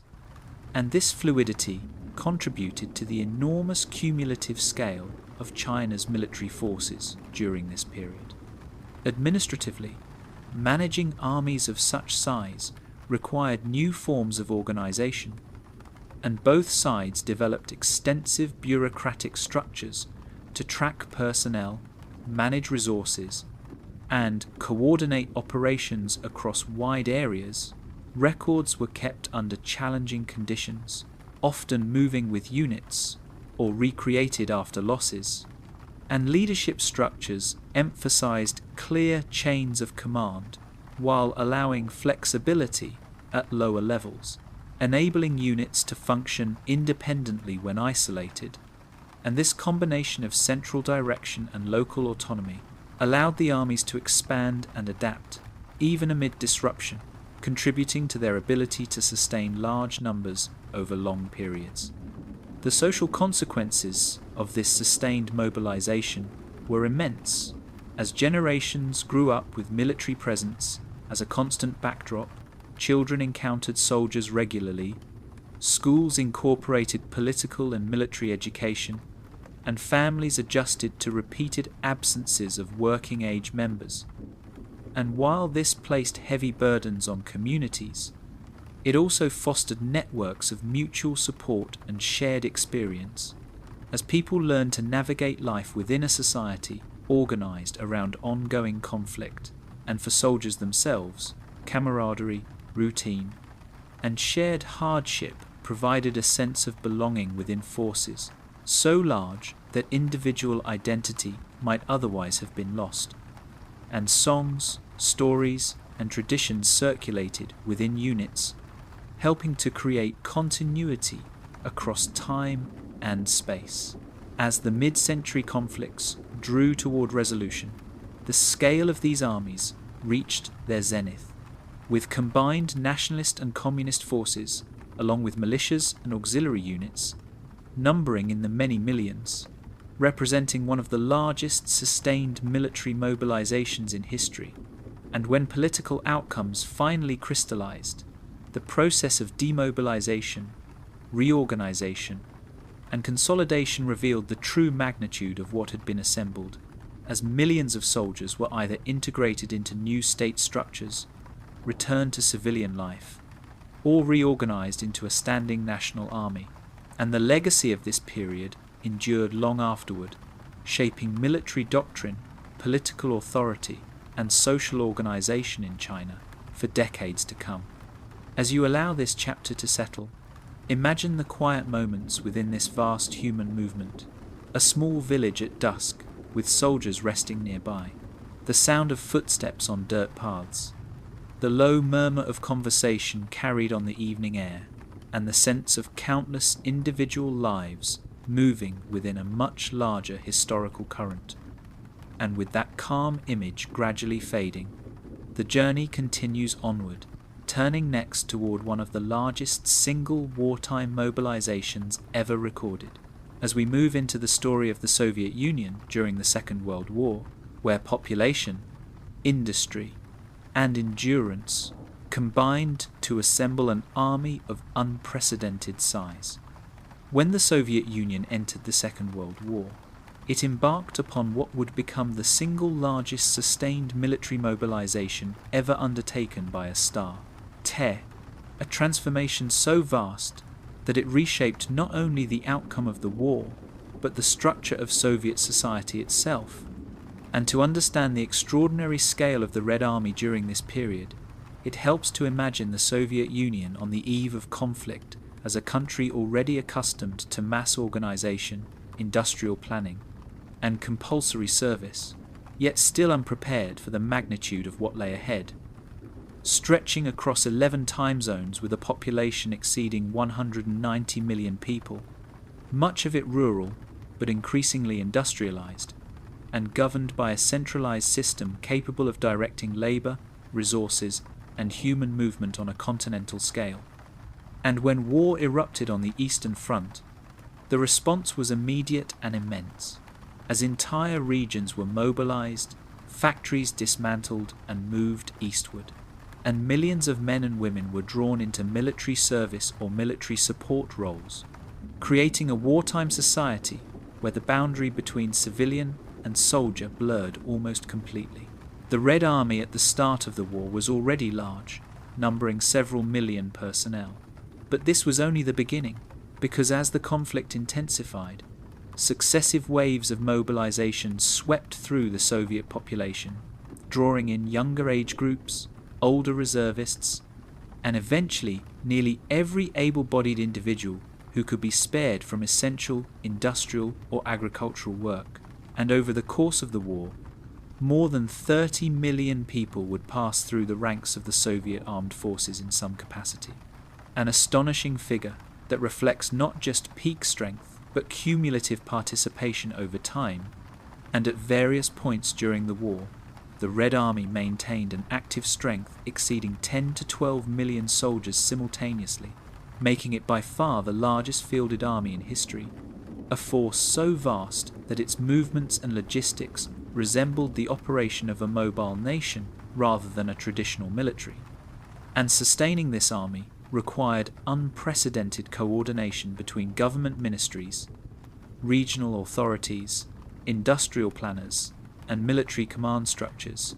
Mobilization unfolded with relentless intensity as conscription notices reached cities, towns, and remote villages, summoning men who often traveled hundreds or thousands of miles to reach assembly points, many encountering rail transport, standardized uniforms, and large-scale bureaucracy for the first time, and training centers expanded rapidly, sometimes operating with limited equipment and compressed schedules, yet continuously processing new recruits to replenish units at the front.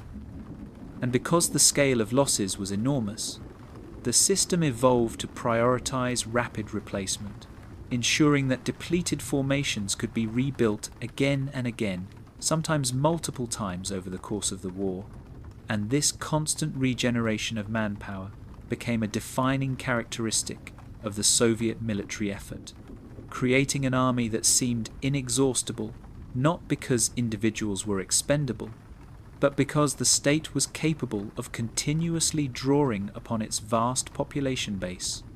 Logistics, often the silent backbone of military power, reached unprecedented levels of complexity in the Soviet war effort, as feeding, clothing, arming, and transporting millions of soldiers required the full mobilization of the national economy. And this was achieved through centralized planning that redirected industrial output almost entirely toward military needs, factories producing tanks, artillery, rifles, uniforms, and ammunition in staggering quantities, while railways became arteries of war, carrying troops to the front and evacuating wounded soldiers and civilians to the rear. And even as vast territories were lost and regained, the logistical system adapted. Factories were dismantled and rebuilt farther east, workers relocated en masse, and production resumed under harsh conditions, ensuring a steady flow of equipment to the army, and this industrial resilience was inseparable from the army's size, as without it, maintaining such enormous numbers would have been impossible. Within the Red Army itself, organization was necessarily layered and expansive, with armies, fronts, corps, divisions, and brigades forming a hierarchy designed to manage forces spread across thousands of miles. And communication networks, though strained, were constantly expanded to maintain coordination, while standardized procedures and doctrines were disseminated to ensure that newly formed units could integrate smoothly into ongoing operations. And because the army was so large, much of military life consisted of routine tasks rather than direct combat. Soldiers digging defensive positions, maintaining equipment, standing watch, transporting supplies, or undergoing training rotations, and in this way, millions of individuals contributed daily to the functioning of the army, even when far from the front lines, reinforcing the idea that military scale is built not only on dramatic moments, but on countless acts of sustained effort. The human experience of serving in such a vast army was shaped by endurance and adaptation, as soldiers came from diverse regions and backgrounds, bringing different languages, customs, and expectations into a single institutional framework.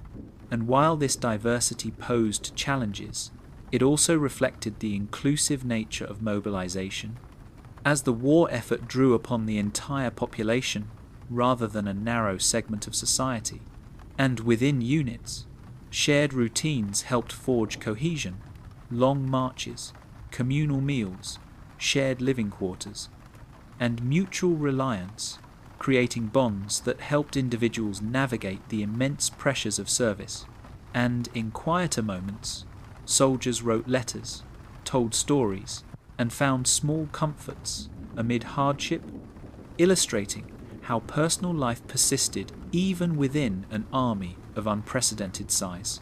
The presence of such a massive military force had profound effects on Soviet society beyond the battlefield, as entire communities reorganized around the needs of the army, women entering factories and fields in large numbers, elderly citizens and youths contributing labor where possible, and cities adapting to constant movement of personnel and materials, and propaganda reinforced the collective nature of the effort, emphasizing unity, resilience, and shared sacrifice, while the sheer scale of mobilization created a sense of participation that extended far beyond those in uniform.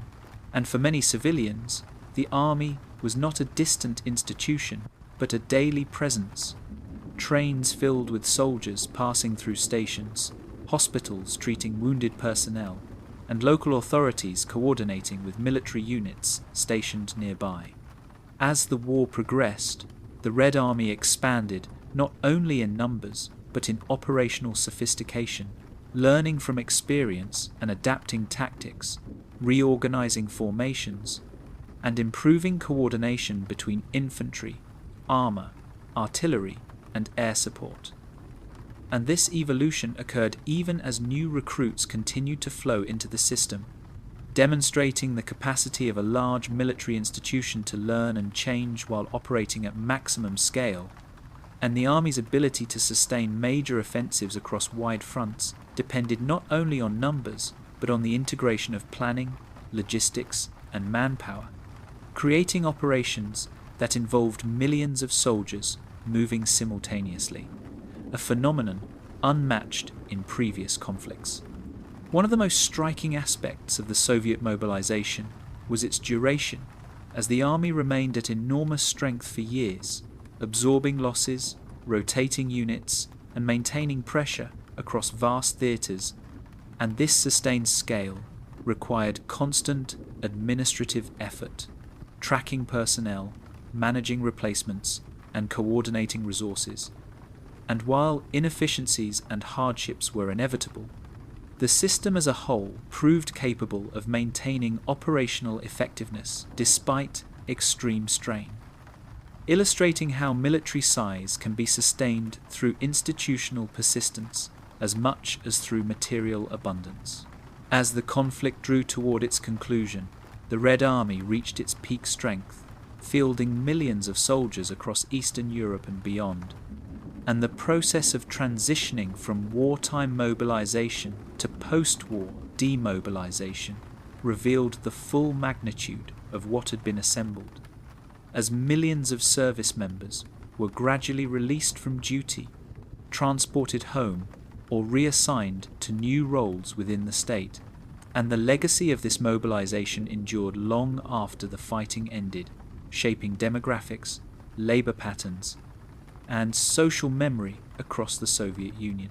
And from a historical perspective, the Soviet Army of the Second World War stands as the clearest example of how population size, centralized planning, and sustained mobilization can combine to produce a military force of unparalleled scale, one that functioned not merely as an army, but as a defining feature of an entire society at war. As you let this immense chapter gently settle in your mind, imagine the quieter moments that existed within this vast movement of people. Long train journeys through snowy landscapes, soldiers resting beside campfires at the edge of forests, the soft murmur of conversation in crowded barracks as night fell. Each individual moment, small in itself, yet multiplied millions of times across the land, forming the living fabric of the largest army ever assembled. And with that calm image slowly fading, the journey now approaches its final chapter. As we turn next to the modern era and the standing forces of contemporary China, where scale, organization, and continuity bring our exploration of the largest armies in history to its concluding reflection. As we arrive at the final chapter of this long and quiet journey through the largest armies ever assembled, we find ourselves not in the distant past or the chaos of global war, but in the modern era, where scale is expressed not only through mass mobilization during conflict, but through the sustained existence of an enormous standing force. And in this context, the People's Liberation Army of modern China represents one of the most significant and enduring military institutions in human history, shaped by revolution, consolidation, modernization, and continuity. And to understand why it belongs among the largest armies ever assembled, it helps to step back and imagine China in the mid-20th century, emerging from decades of war, occupation, and internal conflict. A country exhausted yet unified under a new political system that viewed mass organization, discipline, and long-term preparedness as essential to national survival. And from this foundation emerged a military structure that would not only inherit the immense manpower traditions of earlier Chinese forces, but would refine them into a permanent, centralized, and highly managed institution capable of sustaining millions of personnel over generations rather than years. Unlike many of the armies we have explored so far, whose immense size was driven by temporary wartime necessity, the People's Liberation Army developed as a force designed to remain large even in peacetime, reflecting both China's population size and its strategic worldview. And from its earliest years, the PLA drew heavily from the revolutionary experience of prolonged mobilization, where soldiers were not separate from society, but deeply embedded within it. And as the new state consolidated control, the army became both a military and political institution, responsible not only for defense, but also for internal stability, infrastructure projects, disaster response, and ideological education. And this broad mandate reinforced the logic of maintaining a large standing force, one that could serve multiple roles simultaneously across a vast and diverse country, and over time. This approach produced an army numbering in the millions year after year, a scale that, while smaller than the peak wartime mobilizations of the Soviet Union, surpassed that of any other contemporary standing force, and did so continuously rather than episodically. The early decades of the People's Republic of China saw the PLA maintain enormous troop levels as the state prioritized security and consolidation, with millions of soldiers stationed across the country, guarding borders, supporting internal development, and remaining prepared for potential conflict. And during this period, military service was a common experience for large segments of the population, shaping social norms and expectations. And even as China began to modernize economically, the army retained its massive size, supported by conscription systems, reserve forces, and paramilitary organizations that extended military influence far beyond active duty units. And this layered structure meant that the true scale of China's military manpower included not only those in uniform, but also millions more who were trained, registered, and ready to serve if required, creating a depth of mobilization potential unmatched in the modern world. As the decades progressed, the nature of military power evolved, and China's leadership recognized that sheer numbers alone were no longer sufficient in an era defined by technology, mobility, and precision. Yet, rather than abandoning scale entirely, the PLA embarked on a gradual process of modernization that sought to balance size with capability, reducing troop numbers in certain areas while maintaining an overall force that remained immense by global standards. And this process unfolded slowly and deliberately, ensuring continuity and stability, so that even as reforms were introduced, the army retained its identity as a mass institution, deeply integrated into national planning and long-term strategy. And throughout these changes, the PLA continued to represent one of the largest organized bodies of armed personnel on Earth, with active duty forces numbering in the millions, and reserve and auxiliary components extending that figure significantly. What distinguishes the modern Chinese military in the context of historical scale is not only its size, but its permanence, as generations of soldiers have served within a system designed to function continuously rather than surge temporarily. And this continuity has shaped daily life within the army, where routine, training, maintenance, and long-term planning dominate the experience. And for many service members, military life is characterized less by dramatic moments and more by steady rhythms, drills, education, infrastructure work, and preparation. And because the army is so large, much of this activity occurs away from public view, in bases, training areas, and administrative centers spread across the country, quietly sustaining a force that remains ready without being constantly deployed. And this quiet persistence stands in contrast to the explosive mobilizations of earlier eras, offering a different expression of military scale rooted in endurance rather than immediacy.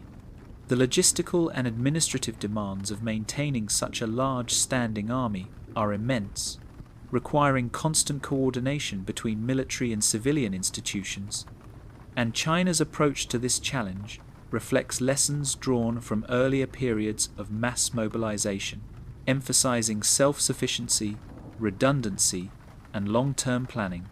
And military regions are structured to support local forces, supply chains are diversified, and training systems are standardized to ensure consistency across vast numbers of personnel, and this infrastructure allows the army to function smoothly despite its size, minimizing strain while preserving readiness. And in this way, the PLA represents not only a large army, but a mature system designed to manage scale as a permanent condition rather than an emergency response. The social dimension of maintaining one of the world's largest armies is equally significant, as military service has long been woven into China's conception of citizenship and national contribution. And even for those who never serve, the presence of the army is a familiar aspect of life, visible in public ceremonies, infrastructure projects, disaster relief efforts, and educational narratives. And this integration reinforces the idea that the military is not separate from society, but an extension of it, a principle that echoes earlier Chinese approaches to mobilization while adapting them to modern circumstances. And for soldiers themselves, this integration provides a sense of purpose and continuity, as service is framed not only as defense, but as participation in a long national project. In comparing the modern People's Liberation Army to the other forces we have explored, it becomes clear that its place among the largest armies in history rests on a different foundation. Where others reached immense size through the urgency of total war, China has maintained scale through deliberate design, demographic depth, and institutional continuity. And while its numbers have fluctuated over time, the army has consistently remained larger than that of any other nation in the contemporary era, reflecting both population realities and strategic choices. And this sustained scale has allowed China to avoid the disruptive cycles of rapid expansion and contraction seen elsewhere. Instead, cultivating a steady military presence capable of adapting gradually to new conditions. As you reflect on this final section, it may be helpful to imagine the quiet scenes that define modern military life within such a vast institution.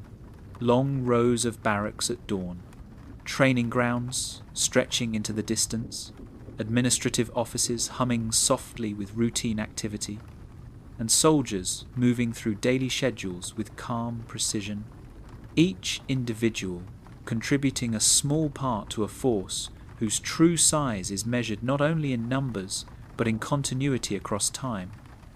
And with this image gently settling, the story of the largest armies ever assembled comes to a close, having traced a path from ancient legions to modern standing forces, revealing how humanity has repeatedly found ways to organize, sustain, and manage immense numbers of people in pursuit of collective security.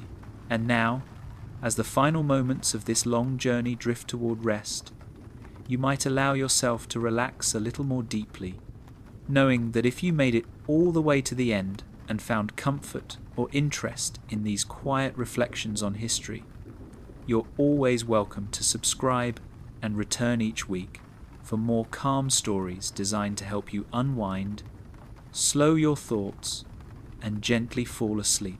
When we look far back beyond the age of industry, beyond railways, factories, and modern bureaucracy, we arrive at a very different kind of military phenomenon, one that reminds us that sheer scale is not always created by paperwork and machines, but sometimes by movement, organization, and shared purpose across enormous distances. And in this sense, the Mongol Empire represents one of the most remarkable large-scale military mobilizations in all of history, not because it maintained the single largest standing army at any one moment, but because it assembled, coordinated, and sustained massive forces across the largest contiguous empire the world has ever known, stretching from the Pacific coast of East Asia to the plains of Eastern Europe.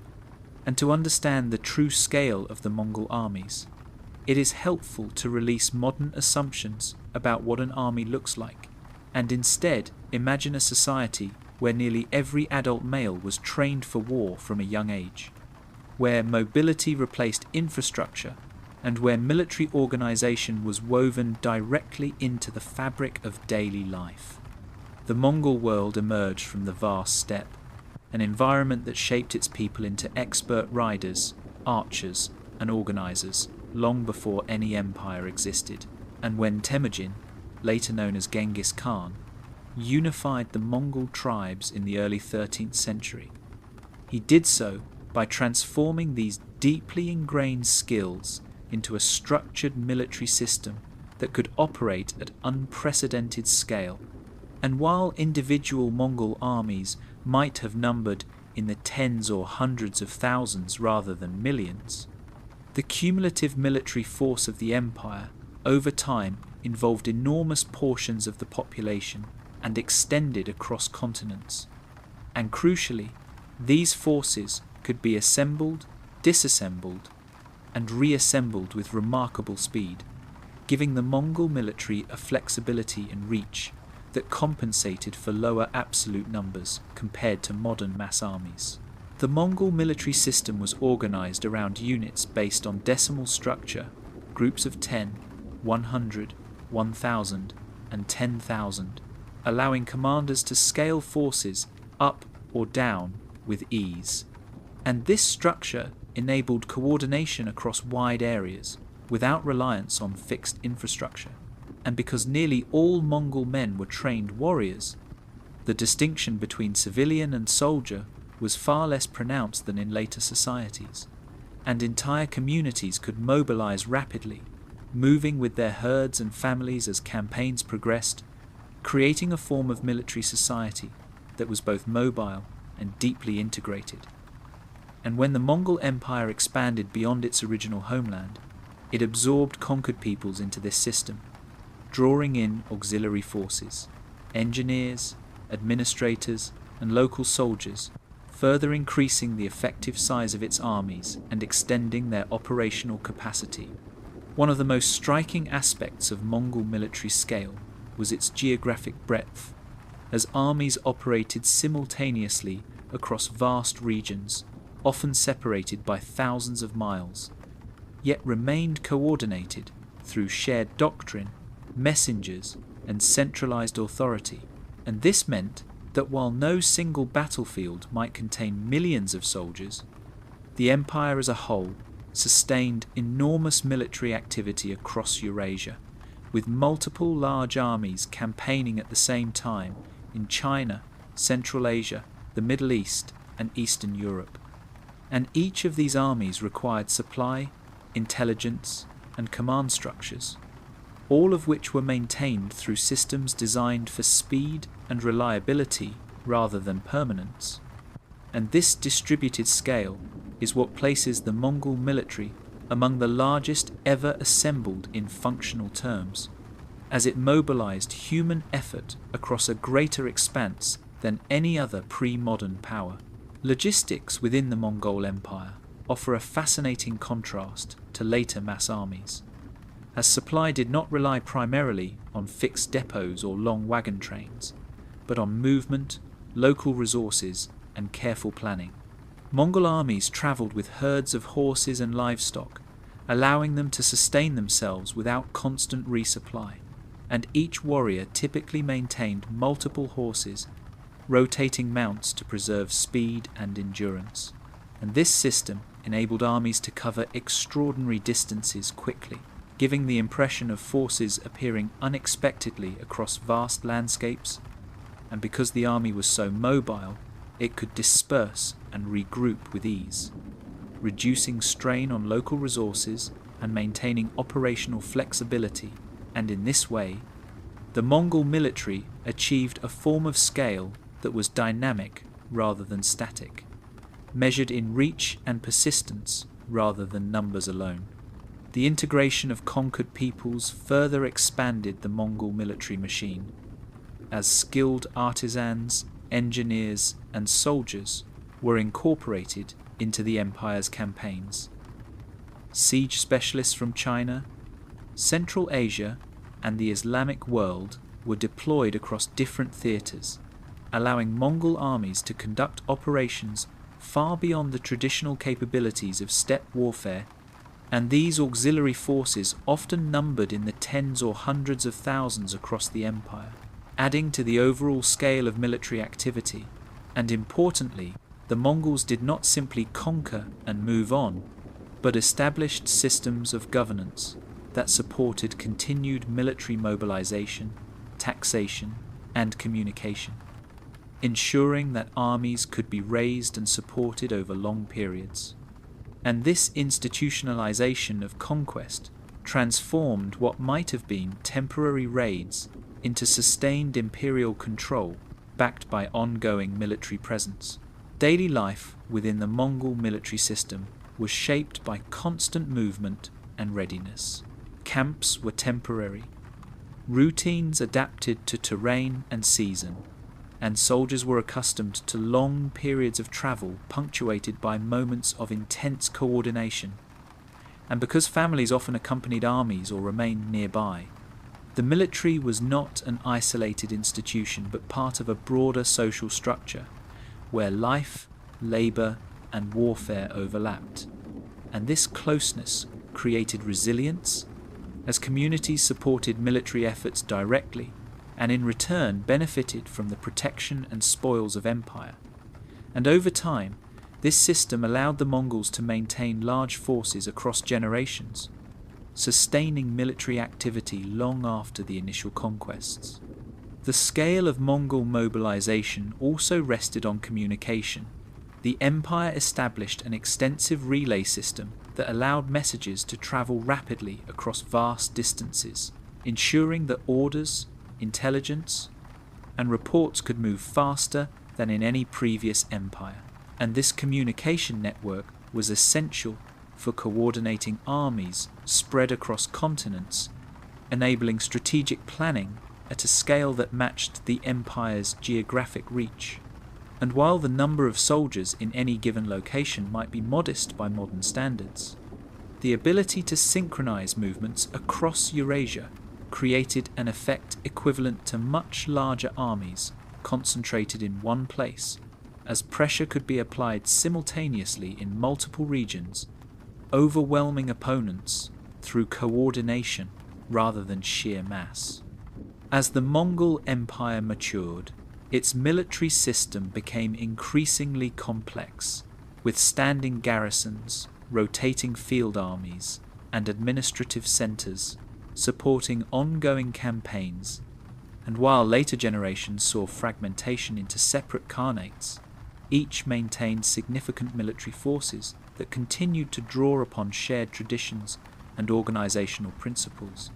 And over time, the cumulative number of individuals who served within Mongol armies across Eurasia was immense, involving millions of people across different cultures and regions, making the Mongol military experience one of the most widespread and enduring in human history, even if it does not fit neatly into modern definitions of army size.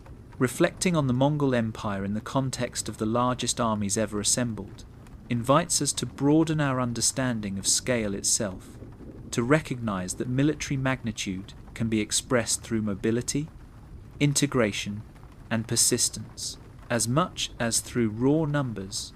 And in the quiet moments of reflection, one might imagine long columns of riders moving across open plains under wide skies, messengers galloping between camps, herds grazing as soldiers prepare for the next journey, all part of a vast, interconnected system that functioned without cities, factories, or railways, yet achieved a level of coordination and reach that remains astonishing even today. And as this image slowly settles, the story of human mobilization comes full circle, reminding us that across centuries and cultures, societies have continually found different ways to assemble, sustain, and manage immense military forces, each shaped by the world in which it existed. And, with this final, long reflection, the journey through the greatest armies in history gently draws to its close, leaving behind a quiet sense of scale, continuity, and human organization stretching across time. As we arrive at the final stretch of this long and unhurried journey, it can be comforting to pause and let the idea of scale itself slowly settle.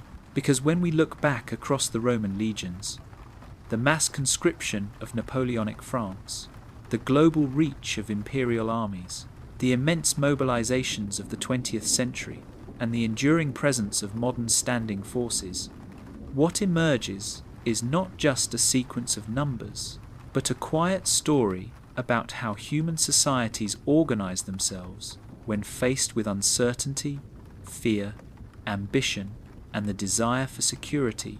And in that sense, the largest armies ever assembled are not merely military facts, but reflections of how deeply interconnected people become during moments of collective effort. As millions of individuals align their daily routines, labor, and attention toward a shared purpose, often without fully seeing the whole, yet contributing in small, steady ways to something vast and complex. Across every era we've explored, one common thread gently repeats itself. Most of the time, being part of a massive army is not about constant action, but about waiting, preparing, maintaining, and enduring. Long stretches of routine punctuated by moments of movement, soldiers standing watch beneath unfamiliar skies, writing letters by dim light, repairing equipment, sharing food, or simply listening to the quiet sounds of a camp settling in for the night.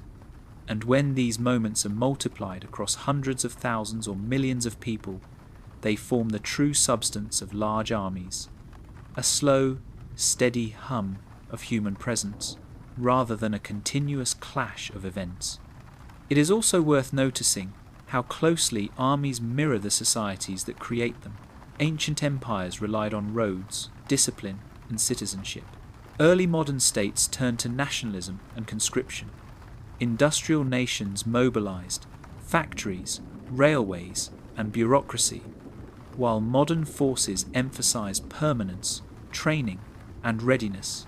And in every case, the army becomes a kind of moving reflection of the world behind it, carrying the habits, values, and limitations of its time into the field. And this relationship works both ways, as the presence of large armies reshapes society in return, altering family life, labor patterns, technology, and even how people think about belonging and responsibility. When we speak of millions under arms, it can sound abstract, but each of those millions lived a life measured not in strategy, but in days and nights, meals and marches. Friendships formed quickly, and sometimes lost just as fast. And when we slow our thinking enough, we can almost sense the quiet sameness that linked soldiers across centuries. The feeling of boots on ground, the weight of equipment, the anticipation of orders, and the moments of calm when nothing happens at all. And it's often in those quieter stretches that the true experience of scale reveals itself, not as overwhelming intensity, but as sustained presence. Large armies also remind us how time stretches differently within them. Days can feel long, months can pass in routine, and years can blur together, especially when service becomes an ongoing condition rather than a brief interruption. And for many who lived within these vast systems, military life was not a single chapter, but a defining rhythm that shaped their sense of normality. And this long duration is just as important as size itself, because an army of millions that exists for weeks is a very different thing from one that exists for decades, quietly shaping generations as it persists. As this exploration gently concludes, it may help to imagine history not as a sequence of dramatic peaks, but as a wide landscape of overlapping human effort, where armies rise, expand, stabilize, and eventually recede, leaving behind roads, institutions, memories, and stories that continue to influence the present. And within that landscape, each person, whether a legionary, a conscript, a volunteer, or a modern service member, occupied a small but meaningful place, contributing to something far larger than themselves, often without fully realizing the scale of what they were part of. And now, as the final thoughts slowly drift toward rest, you might notice how your own breathing has settled, how the steady rhythm of these long reflections mirrors the calm repetition that defined life inside the world's largest armies. Not rushed, not loud, simply ongoing. And if you've made it all the way to the end of this story and found it soothing or quietly interesting, You're always welcome to subscribe and return again, where each week there will be more calm history, told gently and patiently, waiting to help your thoughts slow down and ease you into sleep. As the story continues just a little longer, it can be helpful to let go of specific dates, names, and numbers, and instead allow the feeling of immensity itself to become the focus. Because when we talk about the largest armies ever assembled, what we are really describing is the repeated human ability to align millions of lives into a shared rhythm, often for years at a time. And that rhythm, more than any single battle or campaign, is what truly defines these forces. A slow, deliberate pattern of waking, waiting, moving, working, resting, and repeating, carried out by people who rarely see the whole picture, yet quietly sustain it through their daily actions. Across centuries, the experience of scale has always been paradoxical, because the larger an army becomes, the more individual life tends to narrow into small, manageable routines. A soldier might know his tent, his unit, his immediate surroundings, and little else, while beyond that limited horizon, millions of others are doing the same thing in parallel, separated by distance yet united by structure. And this narrowing of focus is not accidental. It is how enormous systems remain stable, by allowing individuals to concentrate on what is directly in front of them, trusting that the larger organization will continue to function beyond their view. If you imagine standing above history for a moment, looking down at these armies not as formations but as flows, you might see something resembling slow-moving currents, people entering at one end through recruitment or conscription, training, moving outward to distant places, then gradually flowing back through injury, age, or demobilization, while new waves take their place, and this circulation can continue for years or even decades, creating a sense that the army is less a fixed thing and more a living process, constantly renewing itself without ever truly stopping. One of the quietest truths about massive armies is that they spend far more time preparing than acting. Drills repeated endlessly, equipment cleaned again and again, schedules followed even when nothing urgent is happening. And this preparation is not wasted time, but the glue that holds scale together, because without repetition and routine, the weight of millions would collapse into confusion, and so the calm, almost monotonous aspects of military life are not incidental, they are essential, forming a kind of background hum that keeps everything steady. This is why so many personal memories from large armies are surprisingly ordinary. Meals eaten in silence, conversations about home, the weather, small annoyances, moments of humour that break tension briefly, then fade, and when multiplied by millions, these ordinary moments become extraordinary in aggregate, forming the true substance of history, far more than dramatic speeches or decisive movements. And in this sense, the largest armies are built not on spectacle, but on patience. There is also a gentle inevitability to the way large armies rise and fall. No matter how powerful or enduring they seem at their peak, they eventually shrink, reorganize, or dissolve, returning people back into civilian life, where the rhythms of military routine are replaced by different patterns, yet traces remain. Habits, ways of thinking, infrastructure, shared memories, and stories passed down quietly through families and communities, and over time, these traces accumulate, influencing how future societies organize themselves when faced with new challenges, often unconsciously repeating patterns established long before.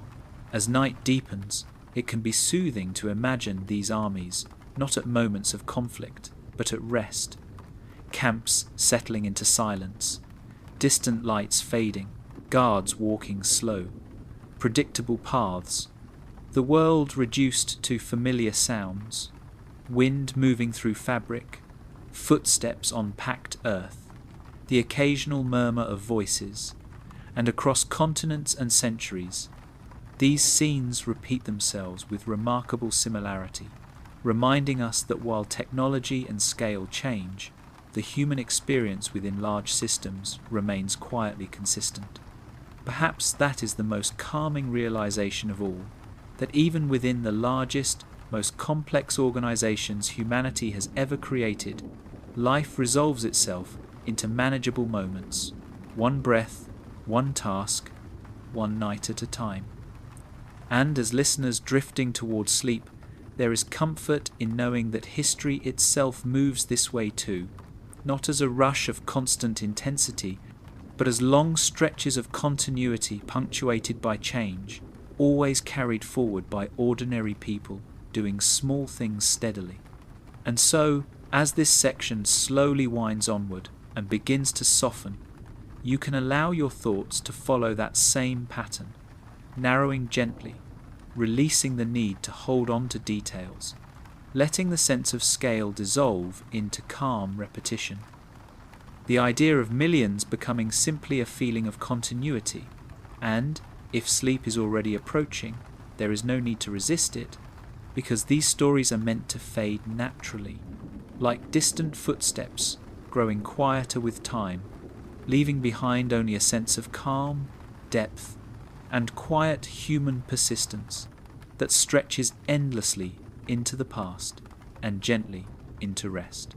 As we move gently onward, it may feel as though the story itself has slowed to a steady, almost breathing pace, and that is exactly where these final sections are meant to live, in the space where history becomes atmosphere rather than information, where the idea of millions no longer feels sharp or overwhelming, but soft, distant, and strangely comforting, because when numbers grow large enough, they stop demanding attention and instead create a sense of background presence, like the sound of rain on a roof or waves rolling far out at sea, always there, steady and predictable.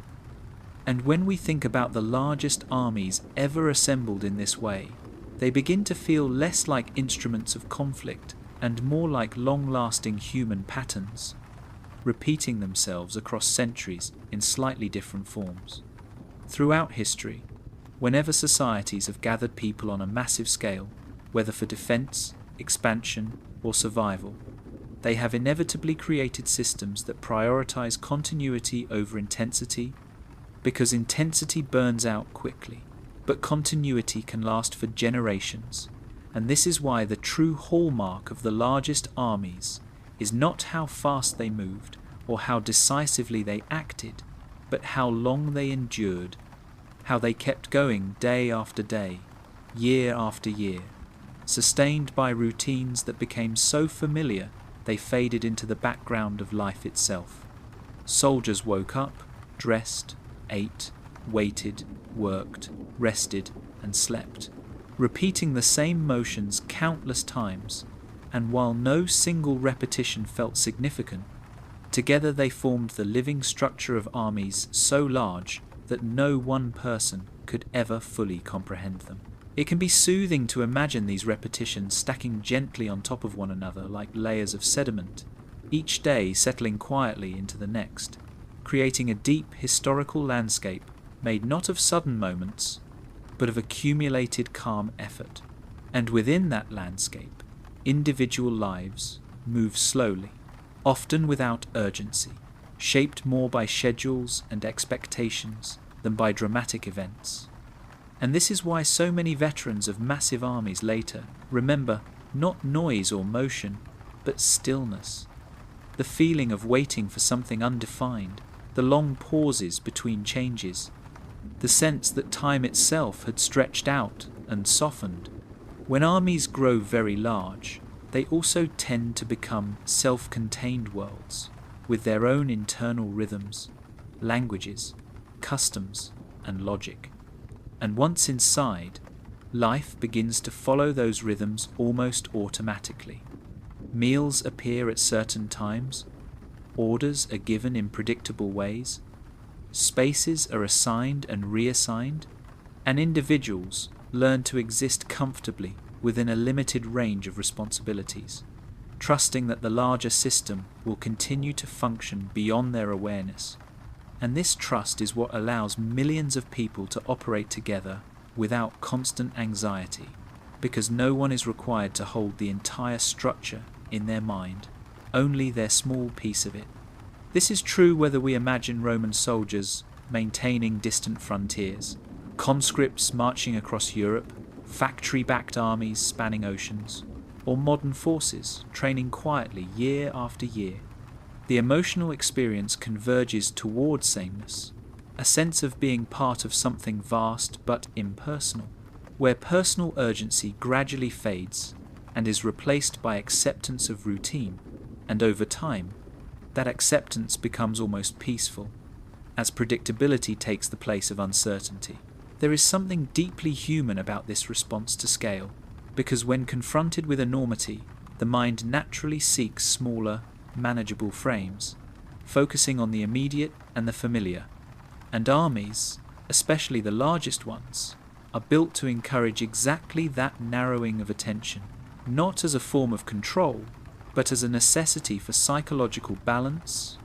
And so within these vast institutions, life becomes quieter, slower, and more contained than outsiders might expect. As night continues to deepen, it may help to imagine these armies not at moments of formation or dissolution, but in the long middle stretches where nothing changes quickly, where seasons pass almost unnoticed, where the same paths are walked again and again, and the same conversations repeat with slight variations. And in these moments, scale loses its edge, becoming instead a kind of steady pressure, present but not demanding, like the weight of a blanket resting evenly across the body. Even history itself begins to feel different when viewed through this lens. No longer a sequence of events, but a continuous flow of human effort, rising and falling gently, shaped by repetition more than disruption. And perhaps that is why learning about the largest armies can feel strangely calming when told this way, because it mirrors the way sleep arrives, not suddenly, but gradually as thoughts repeat, slow, and finally dissolve into rest. And so, as this section stretches onward, there is no need to hold on to every idea, no need to remember which army came first or which was larger, because at this point, the purpose is not comparison but immersion, letting the sense of vastness become abstract, distant, and soft, like looking at a city from far above at night, lights blending together until individual streets no longer matter, only the quiet glow remains. If your thoughts are beginning to drift, that's perfectly fine. These words are meant to fade into the background, just as the daily motions of massive armies faded into the background of history, continuing without needing attention.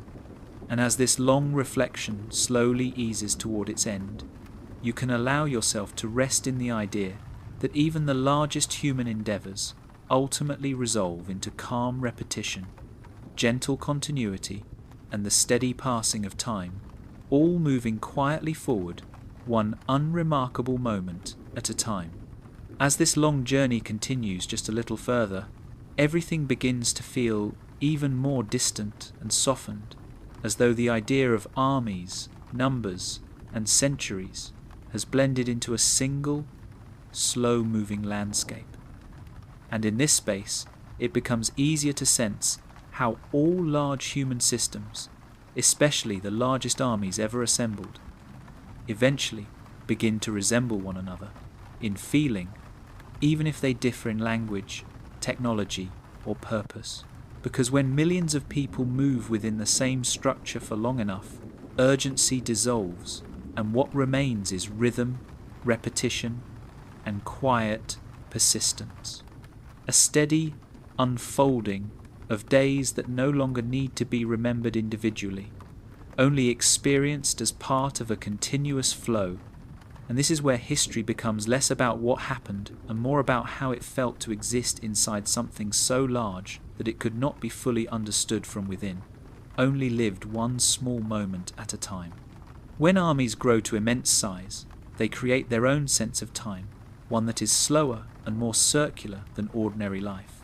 Mornings resemble previous mornings, evenings follow familiar patterns, and weeks pass with little distinction. And in this way, scale gently stretches perception, making the future feel distant and the present feel endless. And this altered sense of time is one of the quiet, rarely discussed experiences shared by people across the Roman frontiers, the steppe empires, the trenches of industrial war, and the modern standing forces that train year after year. Because once the system becomes large enough, it no longer rushes, it simply continues. It can be calming to imagine this continuation not as movement toward a goal, but as a kind of slow breathing, expansion and contraction, recruitment and release, training and rest, all repeating in patterns so familiar they no longer demand thought. And within those patterns, individuals learn to rest their attention on small details, the feel of fabric, the sound of footsteps, the weight of tools, the quiet comfort of predictability, and in doing so, they find a way to remain calm, even while surrounded by immensity. And perhaps that is one of the unspoken lessons of large armies, that humans adapt to scale not by grasping it, but by ignoring most of it. Across history, the largest armies were never experienced as large. By the people inside them, they were experienced as immediate surroundings, a unit, a schedule, a place to sleep, a routine to follow, and everything beyond that faded into abstraction. And this narrowing of experience is not a failure of awareness, but a form of balance, because without it, the weight of millions would feel overwhelming. And so systems evolved to protect the individual mind by making the vast feel ordinary, by turning enormity into background noise rather than constant signal. As night deepens, it may help to picture long rows of sleeping quarters stretching beyond sight, lights dimmed, movement slowed, an entire system resting at once, not because it has ended, but because rest itself is part of continuation. And in these moments, scale becomes quiet, almost invisible, present only in the knowledge that countless others are doing the same thing at the same time, breathing, resting, waiting, and that shared stillness becomes the true marker of size, not motion or sound, but the simultaneous pause of many lives aligned in the same rhythm. History, when viewed from this angle, feels less like a series of rises and collapses and more like a tide that moves in and out slowly, shaping the shoreline without urgency, and the largest armies are simply moments when that tide gathered more people into its flow than usual, carrying them along gently until conditions changed and the water receded again, leaving behind traces, memories, and altered landscapes. And those traces remain long after the movement itself has slowed, quietly influencing how future generations organize, prepare, and imagine collective effort. If your thoughts are beginning to soften or wander, that is exactly where this reflection is meant to guide you, into a place where details no longer matter, where comparison fades, and where the idea of largest loses its sharp edges and becomes instead a sense of depth, continuity, and calm weight, like standing at the edge of a vast plain under a dark sky, knowing it stretches far beyond what you can see, yet feeling no need to explore it, content simply to know that it exists. And so this section continues not toward a conclusion, but toward quietness, allowing the mind to drift alongside the slow-moving current of history itself, where millions of footsteps blur into a single, gentle sound, where time stretches thin and smooth, and where even the grandest human efforts eventually settle into stillness, leaving behind only a sense of scale that feels less impressive than it does peaceful, steady, and endlessly patient, carrying everything forward without hurry, one calm moment after another. As the narrative stretches onward, it becomes almost unnecessary to distinguish one era from another, because at this depth, the feeling of scale is no longer tied to place or time, but to the shared human experience of living inside something far larger than oneself. And this is where the largest armies ever assembled begin to feel less like historical subjects and more like long environments, spaces people inhabited rather than events they witnessed, environments defined by repetition, predictability, and the gradual smoothing of emotion, where days pass gently into one another and the mind learns, almost instinctively, to settle into the present moment without urgency. In systems of immense size, nothing truly happens quickly, even when movement occurs. It unfolds within layers of preparation and pause, and this slowness is not inefficiency, but stability, because scale requires patience, and patience requires rhythm, and rhythm requires repetition. And so life within massive armies becomes a quiet practice of doing the same small things again and again, trusting that this sameness is what keeps everything balanced, and over time that trust becomes comforting, almost lulling, as the unknown future feels less important than the familiar present.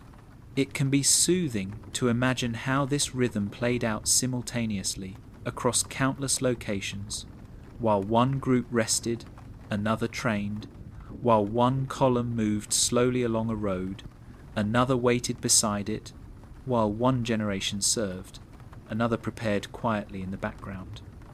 And in this way, the army as a whole never rushed, even when history later described moments as rapid or decisive, because from the inside, everything felt measured, buffered by procedure and routine, softened by time. The largest armies did not overwhelm individuals with their size. They absorbed them gently, offering structure in exchange for attention, asking only that each person focus on what was directly in front of them, a task, a place, a schedule. And when millions accepted this arrangement simultaneously, scale became invisible, existing only as a background condition, like gravity, always present, never needing acknowledgement. And this invisibility is perhaps the most remarkable feature of mass human organization, that something so large can feel so ordinary to those living within it.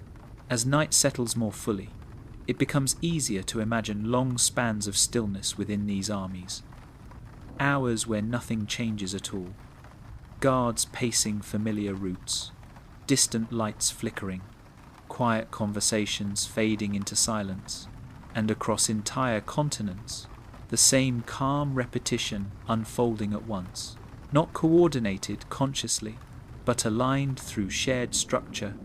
And this simultaneous quietness is where scale reveals itself most gently, not through sound or motion, but through shared rest, millions of people pausing at the same time, breathing within the same system.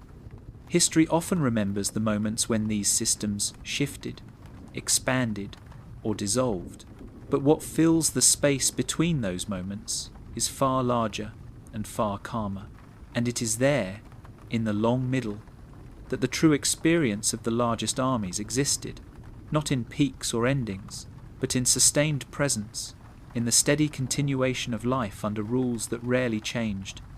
And when we allow our minds to rest there, the idea of scale loses any sense of pressure and becomes instead a wide, open feeling, like standing beneath a sky so vast it no longer feels high, only endless.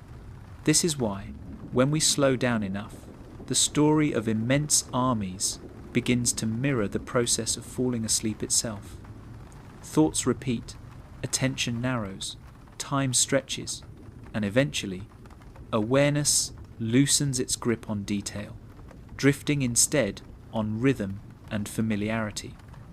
And just as sleep does not arrive through effort, but through release, understanding scale at this level does not require comprehension, only presence. Letting the sense of continuity wash over you without needing to analyze or remember. And so this section continues gently onward, not introducing anything new, not asking anything of you, simply offering space. Space filled with slow movement, soft repetition, and the quiet assurance that even the largest human endeavors eventually settle into calm, predictable patterns, carrying everyone within them forward at the same unhurried pace. And if your thoughts begin to fade, or blur, or drift away entirely, that is exactly how this reflection is meant to end. Not with a conclusion, but with continuation, easing softly into rest, one slow moment flowing into the next. As this quiet progression carries on, everything begins to feel very far away, not in a cold or empty sense, but in the way distant landscapes feel gentle and safe, softened by space and time. And at this point, the idea of armies, history, and even scale itself has mostly dissolved into a steady background presence, like a horizon that never needs to be reached, only acknowledged. And in that space, it becomes easier to simply rest with the idea that human systems, no matter how vast, eventually settle into patterns that are slow, familiar, and deeply predictable, patterns that invite the mind to relax rather than engage. When millions of lives move within the same structure for long enough, the structure itself becomes almost invisible, and what remains is routine, the comfort of knowing what comes next, the absence of surprise, the soft certainty that tomorrow will resemble today in small, manageable ways. And this sameness, often misunderstood as dull or restrictive, is actually what allows people to endure scale without anxiety, because repetition reduces uncertainty, and reduced uncertainty allows the mind to rest. It can be soothing to imagine these vast human systems at their quietest moments, long after orders have been given and before anything changes again, the space in between where nothing is demanded, where presence alone is enough. And across countless places and countless times, this same stillness has existed inside Roman camps, steppe encampments, wooden barracks, concrete bases, temporary shelters, and permanent installations, each shaped differently, yet all sharing the same gentle pause where movement slows and awareness softens. At this depth, history no longer feels like something that happened, but something that flows, a continuous current carrying people gently forward, sometimes gathering more into its stream, sometimes thinning out, but always moving at a pace that is far slower than it appears when viewed from a distance. And when you imagine yourself floating alongside that current, there is no need to steer or resist, because the direction no longer matters, only the sensation of being carried. The largest armies, when reduced to their quiet essence, were never truly about size at all. They were about alignment. Millions of individual lives adjusting themselves to the same rhythm, breathing in similar patterns, waking and resting at similar times. And this alignment creates a sense of calm weight rather than pressure, like many hands resting evenly rather than one heavy force pushing down. And within that evenness, the mind finds balance. As this final section continues, there is no new image to hold, no new idea to follow, only the gradual easing of attention, the soft repetition of thought slowing further, and the sense that everything important has already been said, not in words, but in feeling. And if your thoughts begin to fragment or drift, that is a natural response to rhythm and calm, not something to correct or notice, simply something to allow. You might imagine the world itself settling into rest, lights dimming across vast distances, motion slowing everywhere at once, systems continuing quietly without observation. And in that shared stillness, there is a deep reassurance, the sense that nothing urgent is required of you, that everything continues whether or not you are paying attention, and that it is safe to let go of awareness little by little. And so this section does not end sharply or clearly. It simply thins out, like sound fading into silence, like footsteps growing softer with distance, leaving behind only a calm, steady presence that requires no effort to maintain. And if sleep has already arrived, then these words have done what they were meant to do, becoming part of the background, dissolving gently, as the long story of scale and continuity finally gives way to rest. As the words continue to flow without urgency, everything settles into an even softer state, where attention no longer needs to follow meaning closely, and can instead rest lightly on the rhythm itself. And at this point the narrative is less about history or armies or time, and more about the experience of letting something steady carry you forward. The way a slow train moves through the night while passengers drift in and out of sleep, aware only of motion without needing to know the destination. And this is the same feeling that existed inside the largest human systems ever created, a sense that life continued smoothly whether one watched it closely or not. And that realization alone was often enough to ease the mind into acceptance and rest. When structures grow very large and persist for a long time, they develop a kind of softness around the edges, not visible from outside, but deeply felt by those within, because predictability replaces urgency, and repetition replaces surprise. And over time, this repetition becomes reassuring, like a familiar sound that signals safety rather than monotony. And inside that reassurance, people learn to slow their thinking, to narrow their focus to the present moment, trusting that the larger flow will take care of itself. It can be comforting to imagine that across history, countless people have rested within these same conditions, lying awake briefly before sleep, listening to distant sounds, feeling the quiet weight of routine settle around them, and then drifting off, knowing that the system around them would continue gently through the night, guards changing shifts, lights dimming, schedules holding steady, nothing unexpected required, and this shared human experience connects centuries without needing explanation. At this depth, even the idea of scale feels distant, no longer something to measure or compare, but something to feel, like the slow expansion of space when thoughts become fewer and farther apart. And as those spaces widen, there is less effort required to hold on to anything at all, because the mind no longer feels pulled toward detail, only toward rest. And in that state, the largest armies, the longest histories, and the widest spans of time all feel equally far away and equally calm. The words themselves begin to matter less now, becoming more like gentle background noise than information.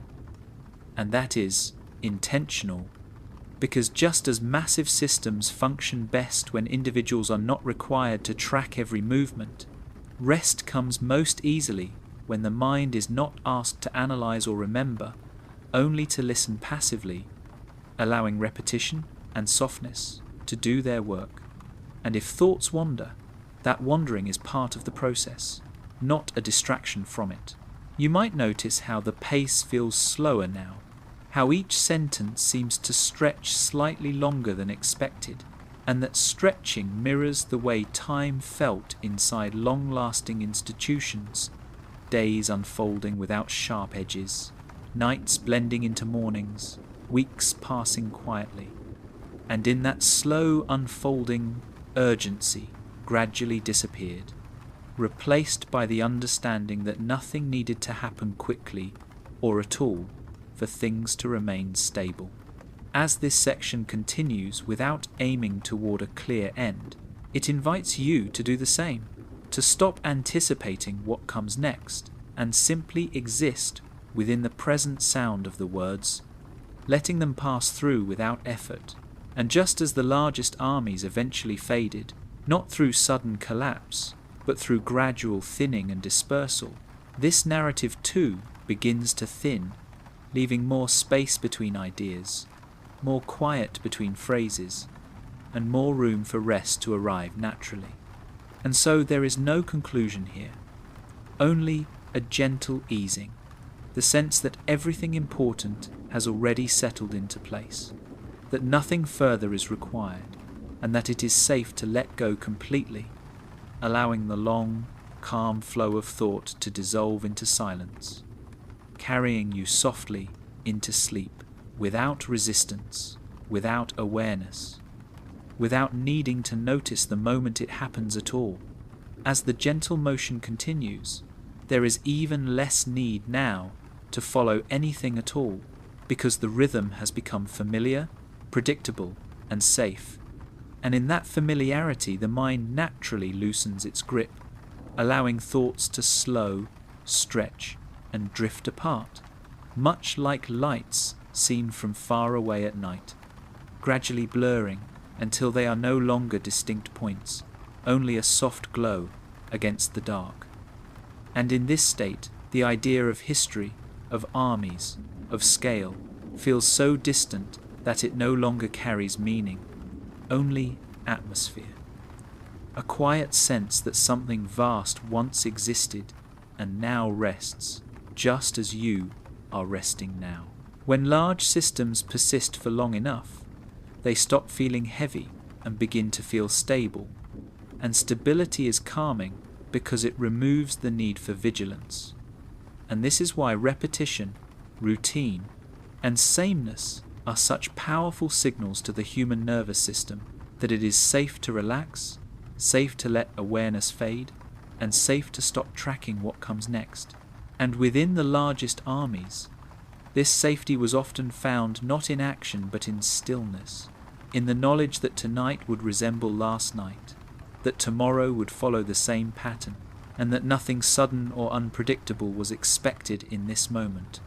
You might imagine the world itself slowing now, not stopping, just easing into a lower pace, clocks ticking more softly, distant sounds smoothing out, movements becoming fewer and farther between. And this imagined slowing mirrors what happens naturally as sleep approaches, when the mind no longer tries to organize or interpret, but simply allows impressions to pass by without reaction. And in that allowance, rest deepens on its own. The largest armies, once stripped of urgency and noise, were really just collections of people learning how to exist quietly within something bigger than themselves, trusting that structure would hold while they rested. And this trust is the same feeling you can lean into now, trusting that you do not need to stay alert, that nothing requires your attention, and that it is perfectly fine to drift wherever your thoughts want to go, or nowhere at all. As this section moves forward without direction, the words themselves become less important than the spaces between them. The pauses, the gentle pacing, the sense that nothing is rushing you, and if you notice your thoughts repeating, looping, or fading entirely, that is a sign that your mind is doing exactly what it is meant to do, letting go piece by piece, releasing effort, and settling into rest. Imagine vast places at night, open fields, empty roads, quiet camps, distant buildings with lights slowly turning off one by one, until only darkness remains, not empty or cold, but soft and enclosing.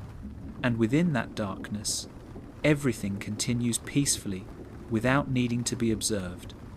And knowing this makes it easier to stop observing altogether. There is no need for an ending here, no signal that something is complete, because sleep does not arrive through endings, it arrives through continuation, through the gentle extension of calm until awareness slips away unnoticed. And so this section simply continues to thin out, to slow, to soften, offering nothing new, asking nothing of you, allowing you to drift as far as you need to, carried by the same quiet, steady motion that has guided this entire journey, until even that motion fades and rest takes over completely. As this continuation drifts onward, it does so with almost no intention at all, moving the way quiet thoughts move when the mind is no longer trying to hold on to them, just gliding gently from one soft impression to the next.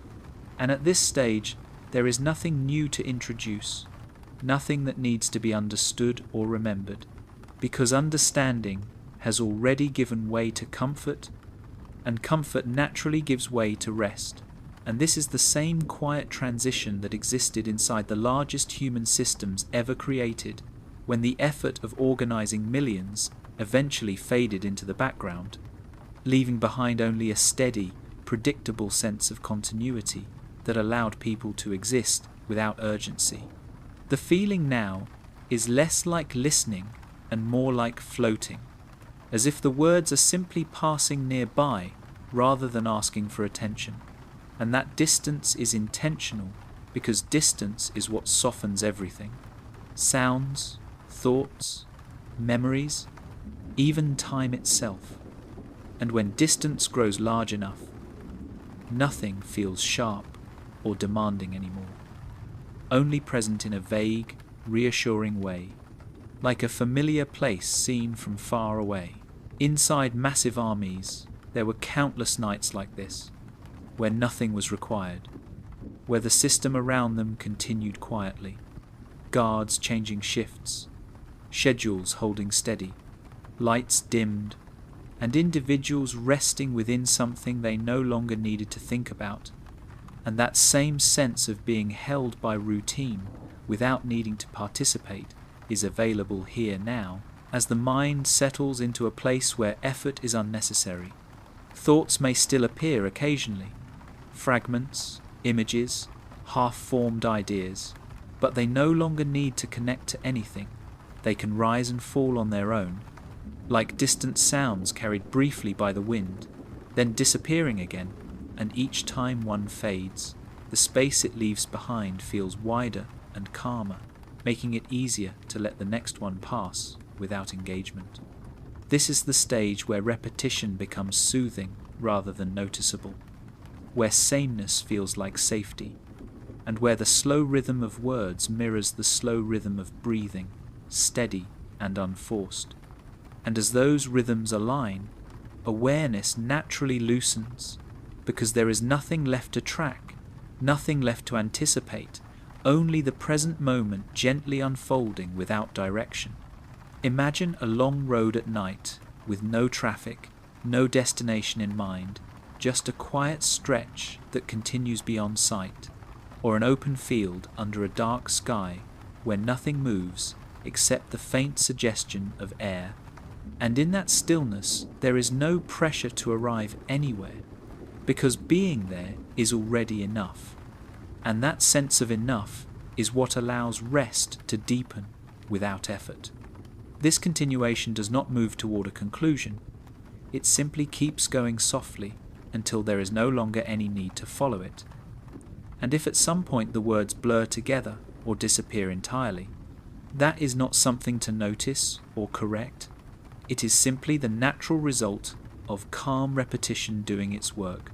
And just as the largest armies eventually thinned and dispersed quietly rather than all at once, awareness too slips away gradually without announcement. So this section remains open, unhurried and gentle, offering nothing more than space, steady pacing and permission to let go completely, allowing sleep to arrive whenever it chooses, unnoticed, uninterrupted and fully at ease. The continuation carries on in the same gentle way, without signalling that it is continuing. because by now the idea of sections has lost its meaning.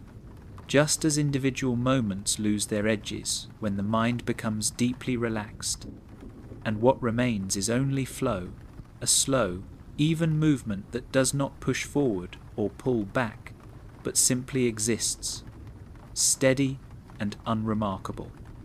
And this is often where true rest begins, in the absence of markers, the absence of progress, the absence of anything that needs to be tracked or remembered.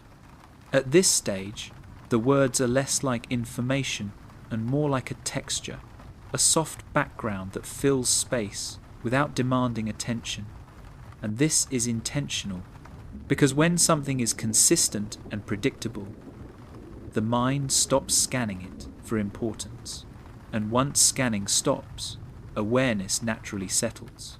And this is the same quiet process that unfolded inside vast, long-lasting human systems, where repetition created safety, and safety allowed people to rest, even within something immense. You might notice that time feels different now, slower, wider, less divided. And this widening of time is one of the most reliable signs that the mind is letting go of effort, because effort compresses time, while ease allows it to stretch, and in this stretch space, there is no rush to arrive anywhere, no sense that something should be happening next, only the gentle continuation of what already is. If thoughts appear, they may feel thin or incomplete, drifting in without needing to finish themselves, and drifting out just as easily, and there is no need to follow them or push them away, because they no longer carry weight. They are simply passing sensations, like distant echoes that fade before becoming clear, and each time one fades, the space feels a little quieter, a little deeper. The largest armies in history existed mostly in this state, not in constant action, but in long, quiet stretches where nothing changed, where systems held steady, and individuals learned to exist comfortably within predictability, trusting that they did not need to manage or monitor the whole, and that trust is what allowed millions of people to rest within something vast, just as you are resting now within this steady rhythm. Breathing continues on its own, unforced and natural, and the words move alongside it rather than ahead of it, matching its pace, slowing as it slows, softening as it softens, until eventually the distinction between listening and resting becomes unclear, and that uncertainty is not confusion, it is ease. The mind no longer separating experiences into categories, no longer needing to label what is happening. This section does not introduce anything new, because newness would require attention, and attention is no longer necessary. Instead, it simply maintains a calm, even presence, like a low light left on in an empty room, not to illuminate anything specific, but to make the space feel safe and familiar.